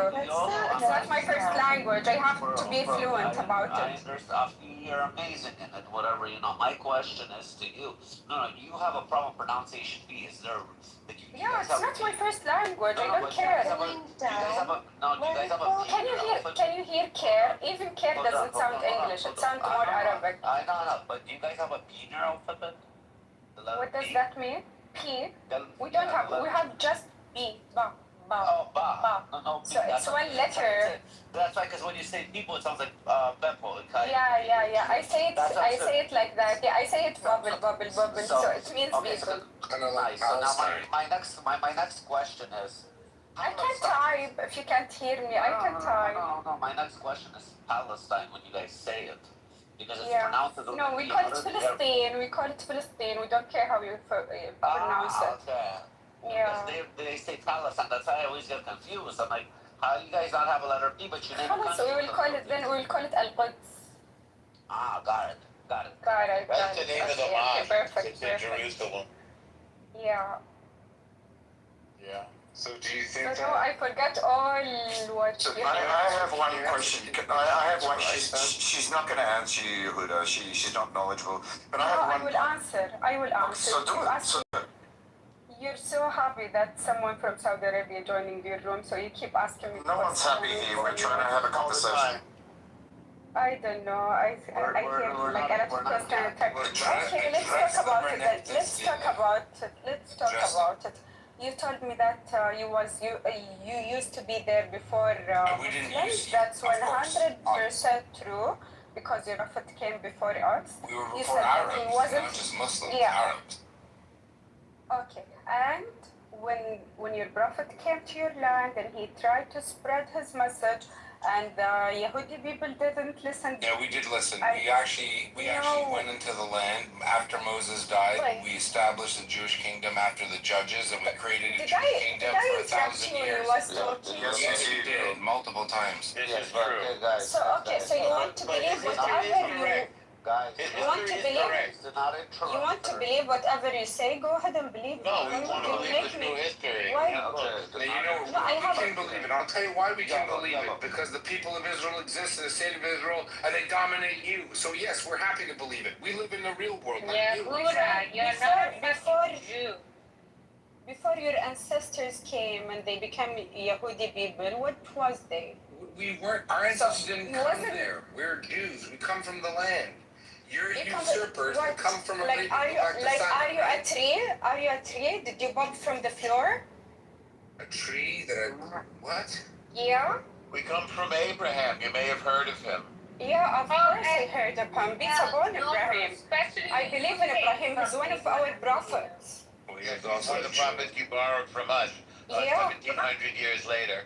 So, if you're talking about it in this way, then why Christian people don't say Lebanon is for us and we belong to this land? We have to occupy it. We have to be here. They literally do what? Lebanon is a piece of Lebanon. What, you don't know? Yeah. Do you know that Arab country is okay? Do you know the Arab country is the place where all prophets came from, and there is more prophet than you know about. It's not the only three you're talking Muhammad about is the right first now. Arab prophet. Muhammad in Islam is the first Arab prophet. What are you I'm talking about Arab countries right now in these days. All prophets came from this land. Okay, was Iraq Arab 1,000 years ago? Was Iraq Arab? Was Syria Arab? Was Egypt Arab? No, it wasn't. I just said this time. You don't want to hear What me you're not listening, complete? what you're not listening to is that the entire No. Middle East was invaded by the For Arabs now, under Omar. for now, Iraq is called Arab country, either you Yes, like it because or it not. was invaded by your I just ancestors. said, okay, it was invaded, even Spain was invaded, even like China was invaded. Of course, because Arab, that's what they do. They invaded. Look, And Europe. what do you They guys invaded do? Europe now. Yeah, no, Of course. We know that. That's Islam. You're right. That's shit of a religion. These people Okay, are, on the that's the record. Islam you want to know. That's the Islam you want to know. Newcomers, Like, you are more than welcome, but this is our fucking region. This is your fucking, the whole world is your region? No. Come take my house. Come take my house. Come take my house. Come take my house. Come take my house. Why would we want your house? I don't know, because you think all this word belongs to you. For the halal home. Israel. No, it's not for you. Listen, Okay, I'm muting everybody right now. One mic at a fucking time. Do not fucking directly attack people on the stage. You will directly attack, I'll put you in the audience. Okay. Don't mute me, guys. Don't mute me. If you want me to leave, just tell me. Just tell me. I don't care. You're not any fucking special. Remember that, YOLO. I muted every single fucking No, I person was on the talking. stage. Nobody overspeaks. Yes, because You're not. Then when you mute everyone, just say it right away. Don't just mute us and keep. What she said is correct. Don't just mute me like this. I muted everybody. It's one button. Then just say it. When you press the mute button, tell I'm muting everyone. YOLO, he said it. YOLO, he said it. He literally said, I'm muting everybody. Oh yeah, here's the thing. Y'all want to be dickish about Rafi doing it? Now you get the fun mod. Because I don't give a fuck about any of you, whether you're in here or not. Do not come into this space and be disrespectful. If Rafi's trying to be polite and pause everybody so that you're not rude, interruptive fucks who act like you don't know how to behave, be a grown person with self-control. It is not that challenging to be a grown-ass adult with self-control and wait, right? It's Rafi's room, it's Rafi's fucking house. It isn't that challenging. Wait until he's done fucking talking to come off mic. It's not that hard. I just want to clarify, it's our house, bro. It's our home. Okay, it's mine and yours, but I don't want to be a dick about that. I like to call it yours because it's easier, because then I cannot deal with the shit show that it is sometimes. But my point is, everybody who's a regular in here knows it's a one mic fucking policy. You don't need to sit on mic if you're not actively talking. And if the mods interject to slow everybody down because everybody got a little hyper and is talking over, it means shut the fuck up until they tell you it's your turn again. And it's really simple. We have always had that policy in here. We will always have that policy in here. The entire reason why Rafi has me helping him reset this house over the last couple months is to check the shit show that some of you pull. So it's done. It's over. It's gone. And nobody is so important that you need to be a shit show. There are lots of spaces on this app that allow shit shows. Not here. And if you can't behave for Rafi, who's nice, I'll just be a cunt and throw everybody. And Harry, don't come for me. You know, the only reason I don't have you blocked is courtesy to other people.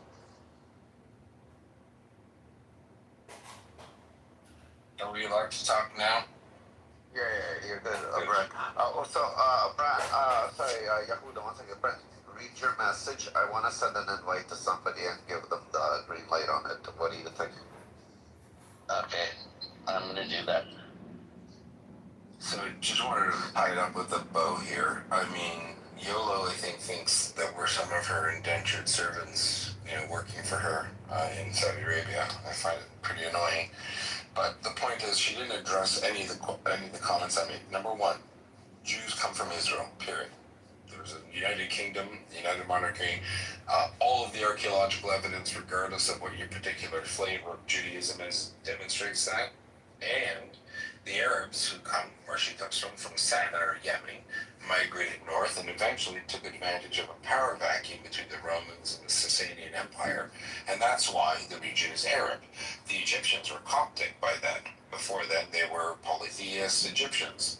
I have no problem with it. That's how the world works. People migrate, there are wars and whatnot. However, where her argument falls apart is when she says the Jews have no right to live there, that it's Palestine. She doesn't know what Palestine means. She has no idea that the Philistines were Greeks that invaded Egypt and landed in Gaza. And the reason why it's important is because people like her and her voice is used to subjugate and malign Jewish people and turn us into quote-unquote white colonial oppressor nonsense. There is no difference between Europeans colonizing somewhere versus nations in Africa doing it, or Arabs doing it, or the Chinese doing it. So this attack on humanity, which is probably not meant initially to attack Jews, but it's used to attack Jews. So I don't know where she is. I don't know if you dropped her. But it's ridiculous. Jewish people come from Judea. That's it.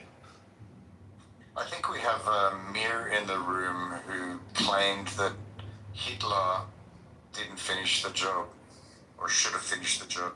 Is that, is he on the stage, Mir? Yeah, M-I-R, just down there. How are you doing? How are you and your friend Hitler doing? Mir, did you... Can you mute me or just try and tackle? I think it's better. I will go ahead and listen for now. Well, you're on the stage, Mir, so... Right, yeah, so... Again, then you didn't let that lady speak. You see, that was one woman, and you all were with one opinion. She was with other. Okay, well, she's gone now. How about we give you 2 minutes, and then we'll ring a bell when you're finished. Is that fair, Mir? It was simple. I was reading about Hitler, why he said that I will leave some of them alive to make the world realize how colonial they can become and how they will destroy the society in future. And that's what has happened.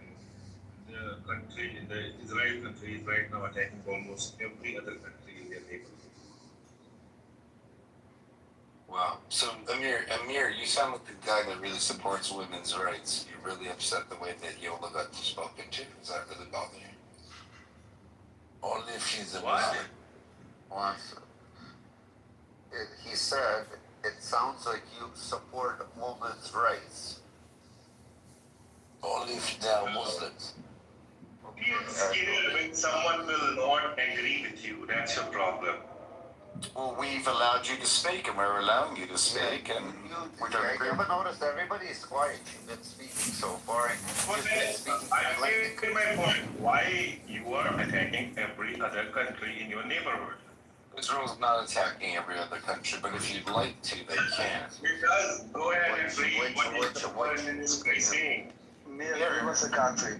Give us the name of the country, and then we'll discuss each one. Give us the name of the country that Israel is attacking, and I will tell you why. Which one first? Yemen? I know. The reason you have reason that the way Hitler I thought you asked. I thought you asked why. I don't think he knows the countries, Daniel. He just make up. I don't think he knows the countries. I don't think that's much. No, it's a fair question. Mir, it's a fair question. Just name one country. You said we're attacking so many countries. Just name one country so we can discuss that country. Is that fair? The one that you're most confused about, or the one that comes up to your mind first, and I'll give you a reason why. It's Narnia. They're attacking Narnia. Narnia, you mean Palestine? We have a peace treaty with Narnia. You mean Palestine? Guys, I don't need everybody off mic at the same time. You guys, again, you're doing the For same example, thing Lebanon. you just complained about. You guys are fucking doing it too. You guys are like literally retarded. Okay, Mir, one country, Mir, and so we can discuss that one country. Syria, Lebanon. Okay, hold on. Okay, Did he say Libya? No, Syria. shut up for 1 fucking second. He said Syria first country. Let's go with Syria. Is that fair here? Can we start with Syria? Go ahead. Okay, but do you know anything about it or no? Or or the people are gonna teach you? You know something about Syria? Why are you attacking innocent people in Syria. No, okay, we rescued the Druze. So hold on, Norm, 1 second. The only thing you know is about that Israel is attacking innocent people, nothing else, right? That's the only thing you know. Donald J. Trump, the President of the United States, recently in a statement said that I must tell the Prime Minister of Israel that when he's blowing up an entire building for killing one person, he must know that there are other people as well. What about those people? That's the U.S. president, not amazing. Okay, so okay, guys. You said it. Thank you. Here. Who would like to go next? Because I think Daniel was the one that asked the question, Grafi. Yeah, I know you asked the question. Daniel, take over. If someone wants to answer, I don't mind. I've got many comments. I don't think that he really knows. I'll just give it a blanket statement, okay? We're not attacking innocent civilians. In no case. I can tell you that in any war, civilians die, unfortunately. Israel is defending itself. As a general blanket statement, if you want. If you don't want Israel to attack, just behave. I said it in the beginning, you will justify your attacks. Definitely you're going to justify. Of course, because it's justified. It's justified. That was my I think your problem is that you do not justify Israel's existence, right? And it doesn't matter what we say or do, it will not be justified. With the existence of Israel and the existence of Jews. You don't agree with this, right? Let's ask Mir, how do you feel about throwing acid at women? You seem to be really interested in women's rights, but I really don't think it kind of merits up, right? Mir? What happened to the Jews of Pakistan? Where are they? Jews of Pakistan, what happened? Yeah, where are they? What happened to them? You ethnically cleansed them. And then went to Mumbai, and now you're here talking about. Listen, dude, don't you have enough problems in your country? You can't produce a light bulb. You got literacy at 50%. Don't you think you need to be worrying about that? There are so many problems in Asia. And, so you want to talk about Jews? How about this? Literally. No, it was your Minecraft. Listen, dude, no one cares.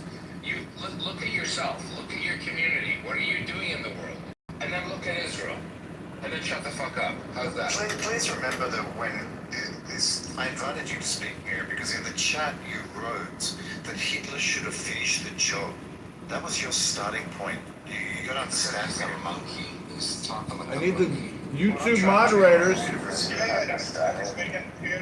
understand the context of this conversation, to re-review it, in case there's any dispute or belief that something inappropriate was said that violates community guideline policy. Go to Chicago News Incorporated or John Kitover News. I'm a journalist, putting this within the proper context of journalism. This is an online debate podcast between opposing parties, the Free Palestiners and the Zionists. And the United Nations had the findings which say how cruel you can be, how many children you have destroyed, how many children you have destroyed. What is the same? That's not what we had that actual. So you're from Pakistan. You doesn't know where he's from. Okay, I have one question from here. I would like to ask No. Okay, Clint after me. 1 second. After Clint after me. Just one question. Mir, do you genuinely believe what you said in the chat, or did you just say it because you wanted to get under the skin? Do you genuinely believe that Hitler should have finished the job? Genuinely, I'm asking you. No, I'm asking Mir, guys. Just Mir. No, that was, I said repeatedly, that was just to make you realize how you sound to the people. I know that sounds really bad. I accept that. Then why do you say that? Guys, I accept that. Why do you accept that? You don't say that without me. I'm sorry to say.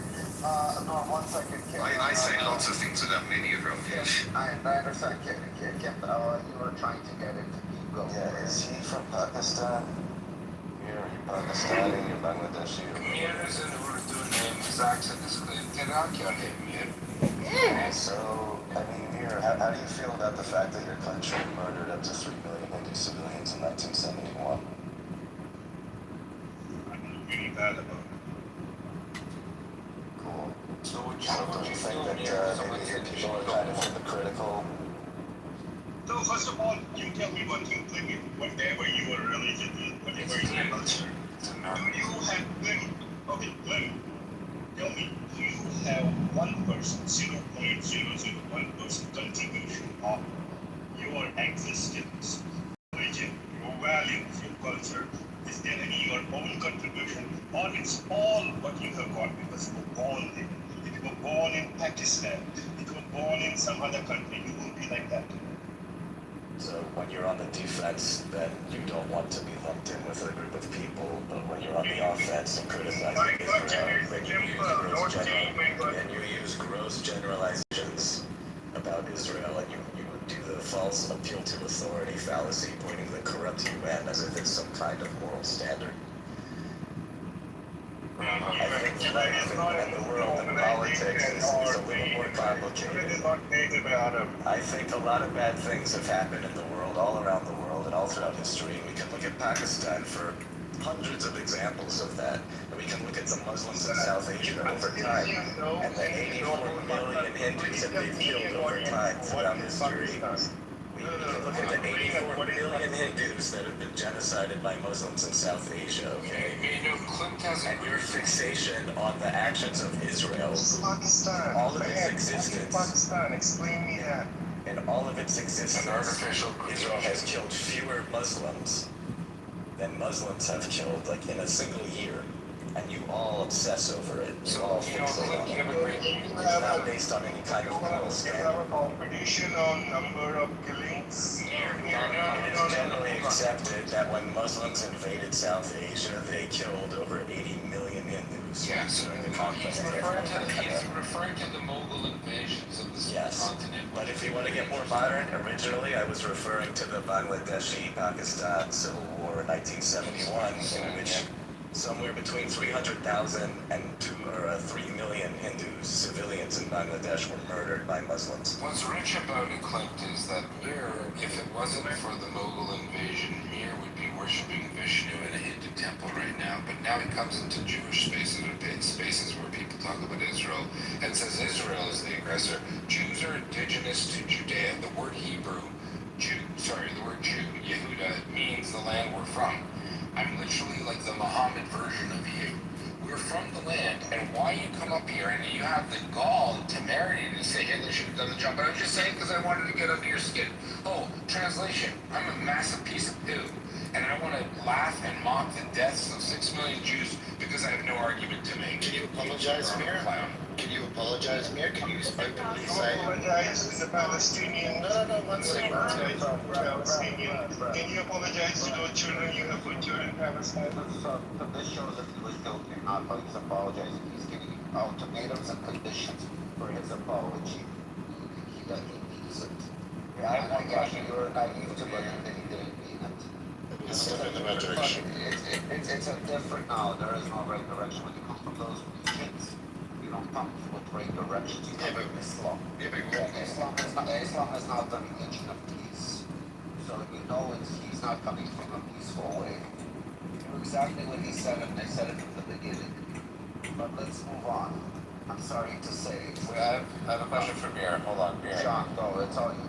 So this is just like a very practical sort of logistical question, right? Do you agree that Hamas has tunnels under Gaza before October 7th? Do you agree that there are a large array of tunnels longer than the New York City subway system, longer than the London Tube? Do you agree, correct? You agree on something if you've been to or something is happening in Japan or some other country which is very far from your country. One second. What you rely on to agree on that, you rely on the findings of the international organization. You rely on the sort of your eyes. You rely on the names of the stories. No, we did not make it. Yeah, I haven't made my point yet. You didn't let any other country area operate there. That's the problem. Questionable. Until what verified by an international organization. I can show you the books today. Stop. I haven't made a point. Can you just agree I haven't made my point yet, but you have to agree on this one fact first. You agree that there were tunnels. I don't have a reason to believe in it or agree with it. I don't have a reason. Hamas videotaped it themselves. Your co-religionists videotaped it, not Israel. Hamas. Do they have their own videos of tunnels? Can I just point out that Hamas controlled Gaza for 18 years before October 7th. There's been 18 years of news stories about the tunnels being dug, including a report about over 600 Palestinian kids who have died over that time digging tunnels for them. Since Mir is obsessed with, the children, and apparently only children are involved. Does he have anything to say about the fact that over children working in sweatshops for Nike than they do about the kids dying digging tunnels for Hamas? Actually, I'm a bit confused here because on one hand you're saying that children are dying, so you are getting information from Gaza. On the other hand, you don't believe some of the information. So why do you believe the children died if there are no journalists there? Here, just to please try and get here. Whatever I am seeing is coming from the findings of the UN, not my personal. Hold on. This isn't a UN thing. Does Hamas have tunnels? Stop.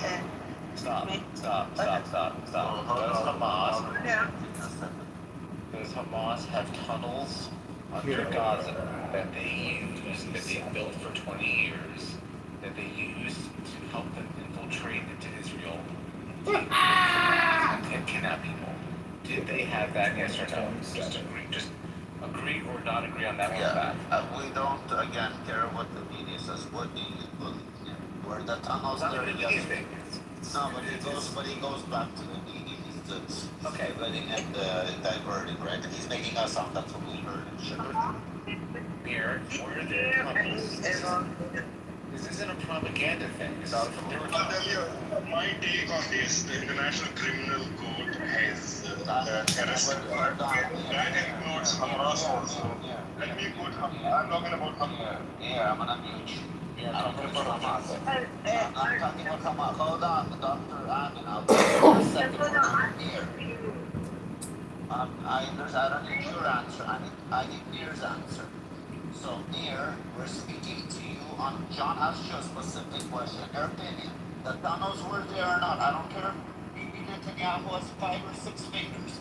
I don't care if it doesn't. Yes, tunnels were there. Let me agree with you. Yeah, tunnels were there. Great. That's all we wanted to hear. Great. Okay, so there are backstory.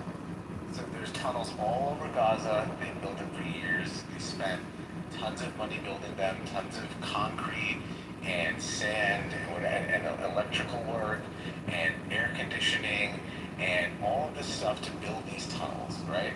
And they built it for 18 years. And they're fortified. They're safe under the tunnels. The people working they were made to live there for years and years if needed. Okay? Don't you think that if Hamas had their children, that maybe, hey guys, why don't you come down for a little bit of time while the bombs go off, just so we can save you guys, and then you can go back up after everything happens. Because they had plenty of room. They brought all the hostages down there. They went for miles and miles and miles and miles all across Gaza, from north to south. And it was, and there were maps, and it was very, very, very detailed. So I want to say, so here. Do you think the children would have gone down there, their families? John, let me just say something. Here, it's the same tunnel that you saw, what's the name, Sinwar, running with his wife in the tunnel where she had a $80,000 handbag, holding an $80,000 handbag. Okay, right now, Are we stooping so low? Seriously? It's not low. We're going to the bags, we're going to the shopping now. No, because what's low is you, because you know that they fucked up, but you want to blame the Jews. Your brothers. But blaming the Jews, first of all, there is a difference between Jews and white white colonialism. Of course, you're Muslims. The same people that say I'm Muslim and they're Muslim were brothers. They didn't give a shit about that Muslim. One Muslim didn't care about a Muslim. How disgusting is that, Mir? Isn't that disgusting? How disgusting is that? How dare you? That's disgusting. That is disgusting in That my eyes. wasn't a One question. Muslim didn't. No, I'm saying in my eyes, one Muslim not helping another Muslim is disgusting in my eyes.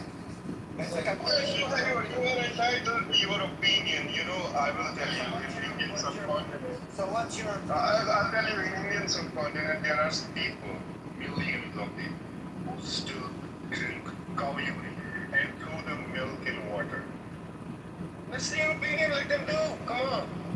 But Mir, do you think it would have been really nice of Hamas to build, like, I don't know, like a bomb shelter for civilians in Gaza? At the first place, people were not happy. John, when Israel has like the latest, what the fuck? When Israel has the latest planes, that's really exciting. Yeah, hey, what's up, Rafi? What up, my boy? I just want to ask John a question, please, Rafi. So, my baby. So, like, Israel has the latest shit. Like, they have the best forensic site. They can see, they can distinguish between an animal and a human being. Why do they choose to, bomb indiscriminately? That's retarded. That is absolutely retarded. Are you 14 years old? Okay, can I finish? Okay. What is the X-ray technology that okay, tell me, how did, why did they bomb that World Kitchen? Why did they bomb Sharia? No. Let's go back to what you said. You said that the Israelis can see inside buildings and they can see inside I said they bombed discriminately. They bombed them discriminately. And they have informants. First of all, that's not true, but also... Plus, Israel have informants. Israel have informants inside these buildings. Israel has informants. Want to walk back your retarded... Wait, hold on. You're being evasive. You're speaking around the bush. So Israel has informants. I'm going back to what you said. I'm holding you accountable for what you said. Israel has informants. You said that the Israelis can see inside buildings. Israel has informants. Yes, they have human intelligence. They have human intelligence. That's Palestinian. Malik, 1 second. Malik, you have 1 minute, and then clean. All right. Malik, you have 1 minute, then Clint can reply. What I'm trying to say is there is human intelligence working with Israel, more Palestinians. They know who's in the building. But Israel said, you know what, it's a retribution. They killed one of us, we got to take many of them. That's how Israel sees it. Whenever they said that, it's like... Yeah, so you're saying 75,000 people. Provide quotations or citations from... That's how they do it. Even the Hannibal. Which Israelis say what you're claiming they said? I want to So 75,000. And what is this human intelligence? You're just waving your hand around. All these hospitals. Even the hospitals. Okay, so Brett, you said that he could talk, and then I could respond, and you said... Have you finished, Malik? Have you finished your statement? I'm saying that is the minute over? Go ahead. Okay, now shut the fuck up. Suck my dick. You're throwing out buzzwords like human intelligence. You don't even know what that means. Hold on. You're such a fucking grifter, dude. Here's what Malik would have wanted. Malik would have wanted the IDF to wait like 4 days. Hold on, John, I'll let you speak 1 second. Please, sorry, I'm interrupting you, bro. Guys, I want to hear fucking direct attacks on anybody. I hear direct attacks. You guys gonna beat the audience. I'm fucking directly attacking each other. Fucking argue with facts. Okay, if you want to argue with facts, it's not enough to just throw out buzzwords. You have no idea what they might So respond to what he said. Respond to what he said, Clint. Yeah, so I hate to break it to you, but no, the Israelis don't have some science fiction technology where they can see through concrete and know exactly who's in every single building. That's not how war works. Grow the fuck up. Second of all, we're all talking about whether or not the Palestinian civilians should have been let in the tunnels. None of us are talking about why the fuck none of the civilians were allowed to leave Gaza, okay? You had, 10 million Syrian refugees during that civil war. You had 7 million Ukrainian refugees during the war in Ukraine. And no one even talks about the fact that Gazan civilians were allowed to cross into Egypt. I'm going to cross into Israel. It's not your turn to talk. It's not your turn to talk. Shut the fuck up. No one's talking about the fact that Egypt is in violation of a treaty that it signed in 1969 to let refugees fleeing conflict into its territory. No one even fucking cares. And as soon as you bring this point up, they all say, oh, well, we don't want to allow ethnic cleansing. Okay, the same fucking people saying that there's a genocide happening will then say, no, you have to stay where the genocide is happening because we don't want ethnic cleansing. Make that fucking make sense. People are a fucking joke. They're all fucking, they have the IQ of a fucking turtle, okay? They throw out buzzwords. They're like a fucking luxury collection bag. That's your minute, so that's your minute. That's your minute. So Malik, the point that he made about not allowing the Palestinian civilians to go in the tunnels, because if we care about people, right, we would want to protect our people, so why do you think they wouldn't allow them to go into the tunnels, Malik? Malik's on the phone. It doesn't matter. He just recycles like Reddit. It's okay. Yeah, they're all the same. But I would have loved to hear his response to that question. Can I just point something out, like what this actually is, what's going on here with people like Malik and the guy before him and the girl before him? This is not actual dialogue, okay? This is not actual debate. They're not here to have a conversation. They are here to conduct cognitive warfare, which is to make conversation seem absurd. They say absurd things, and they make you chase after it. They make you take them seriously to make you think that discussion and analysis, trying to find the truth, is itself an absurd thing, okay? They're trying to make the formation of opinions seem impossible. That's what they're doing. They're trying to confuse and demoralize you because they're pussies. They're not actually able to wage physical jihad, so this is the way they do their little pussy jihad, by coming on apps and talking bullshit that they know is bullshit. That's how they are. I think we all know that, and I think the people in the audience who are confused on the subject of Israel-Palestine will see that as well, especially conversing. But they should also know why they're doing what they're doing, why they say the retarded shit that they say. Exactly, which is what you express, so people would hear them. Have you asked the question, has anyone actually given a response to that question as to why they didn't allow people in the tunnels? Has any Muslim given you a response to that?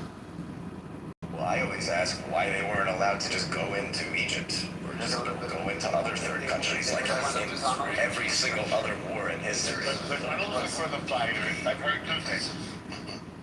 The funnels are for the tunnels. The tunnels are for the fighters. And also they are grateful for the blood of the martyrs. They congratulate the martyrs and celebrate them. So they want to maximize the number of martyrs. Those are the two answers. Yeah, we know this. I mean, the tunnels, at the end of the day, they are military infrastructure. They're built underneath civilian infrastructure, but they were for a military and terroristic purpose. They were never meant for civilian, like, bomb shelters. But the real question is, the real question, because it implicates the rest of the world, not just the Palestinians, is why were the civilians not allowed to flee Gaza the way civilians are normally allowed to flee war zones in every other conflict? The answer what they're saying is due to the evil Israeli empire. The poor Gazans wanted to smuggle sugar and cookies for children's birthdays, and they had to build tunnels so they can get them. And that is literally an answer. No, I think the reason that I've heard... No, it's not a reason. I'm saying that's what they say.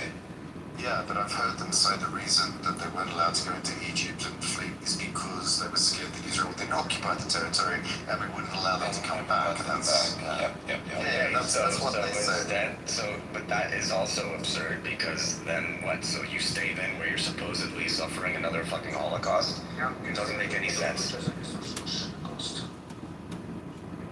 Yeah, well, there's no sense and the argument they hold are the same thing, right? Try to apply that argument to any other actual genocide that happened in history. Say, oh, well, the Jews, they shouldn't have been allowed to flee Europe because then the Nazis would have occupied Europe.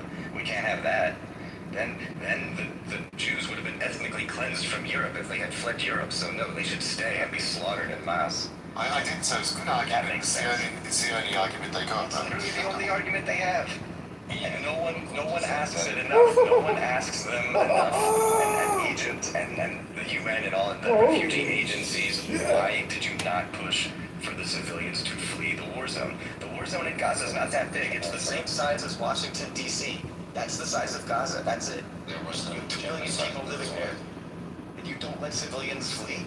Like, people compare Mosul during the fight against ISIS and how, like, civilians were allowed to flee then. They're not allowed to flee in Gaza. And everyone's in on it. Everyone is complicit. Where could they have fled to? Basically, just silent. Egypt or a third country. Yeah, I don't think anyone wants them. I think that's the issue. Genuinely. Listen, if you take 10 million or whatever, like North Africans and Syrians, but they wouldn't take Palestinians. Why? Because it's kind of made to look Israel look bad. And there is no genocide. That's the reason. That's why the doors weren't open. Like, no Jew in Auschwitz would be like, yeah, I don't want to leave Auschwitz because there might be a German that steals my home at Leipzig. You bleed. Yeah, it's absurd. And also, Brett, what you were saying is the reason. Wait, what was the question you asked again? Sorry. Why? No, like why they weren't allowed to leave. Sorry, just totally blanked. Okay. Yeah, his question was if a train leaves Philadelphia at 2 o'clock at 100 kilometers an hour. It's not open. I can't remember what I asked. Thank you.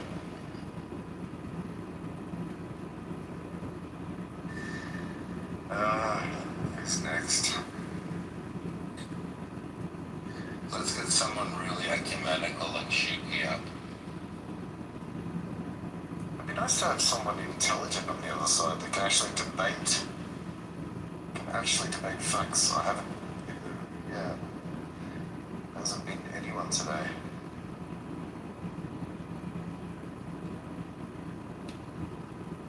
Yeah, it's been pretty bad. We had Amir, who was like still justifying the Hitler thing. Not so good. We had YOLO. I don't think he was. No, he asked for someone intelligent, Master. You see the thing is, all of them are not very intelligent. That's the problem. You want intelligence between people that tell you 3% of them are illiterate. Like, don't you have a shame in your face? Why are you demanding something that is impossible? Okay, talking about intelligence. Mir has decided to come back to speak to us. Thank you. See, actually the problem is I should not be the person having this debate. Of course you should.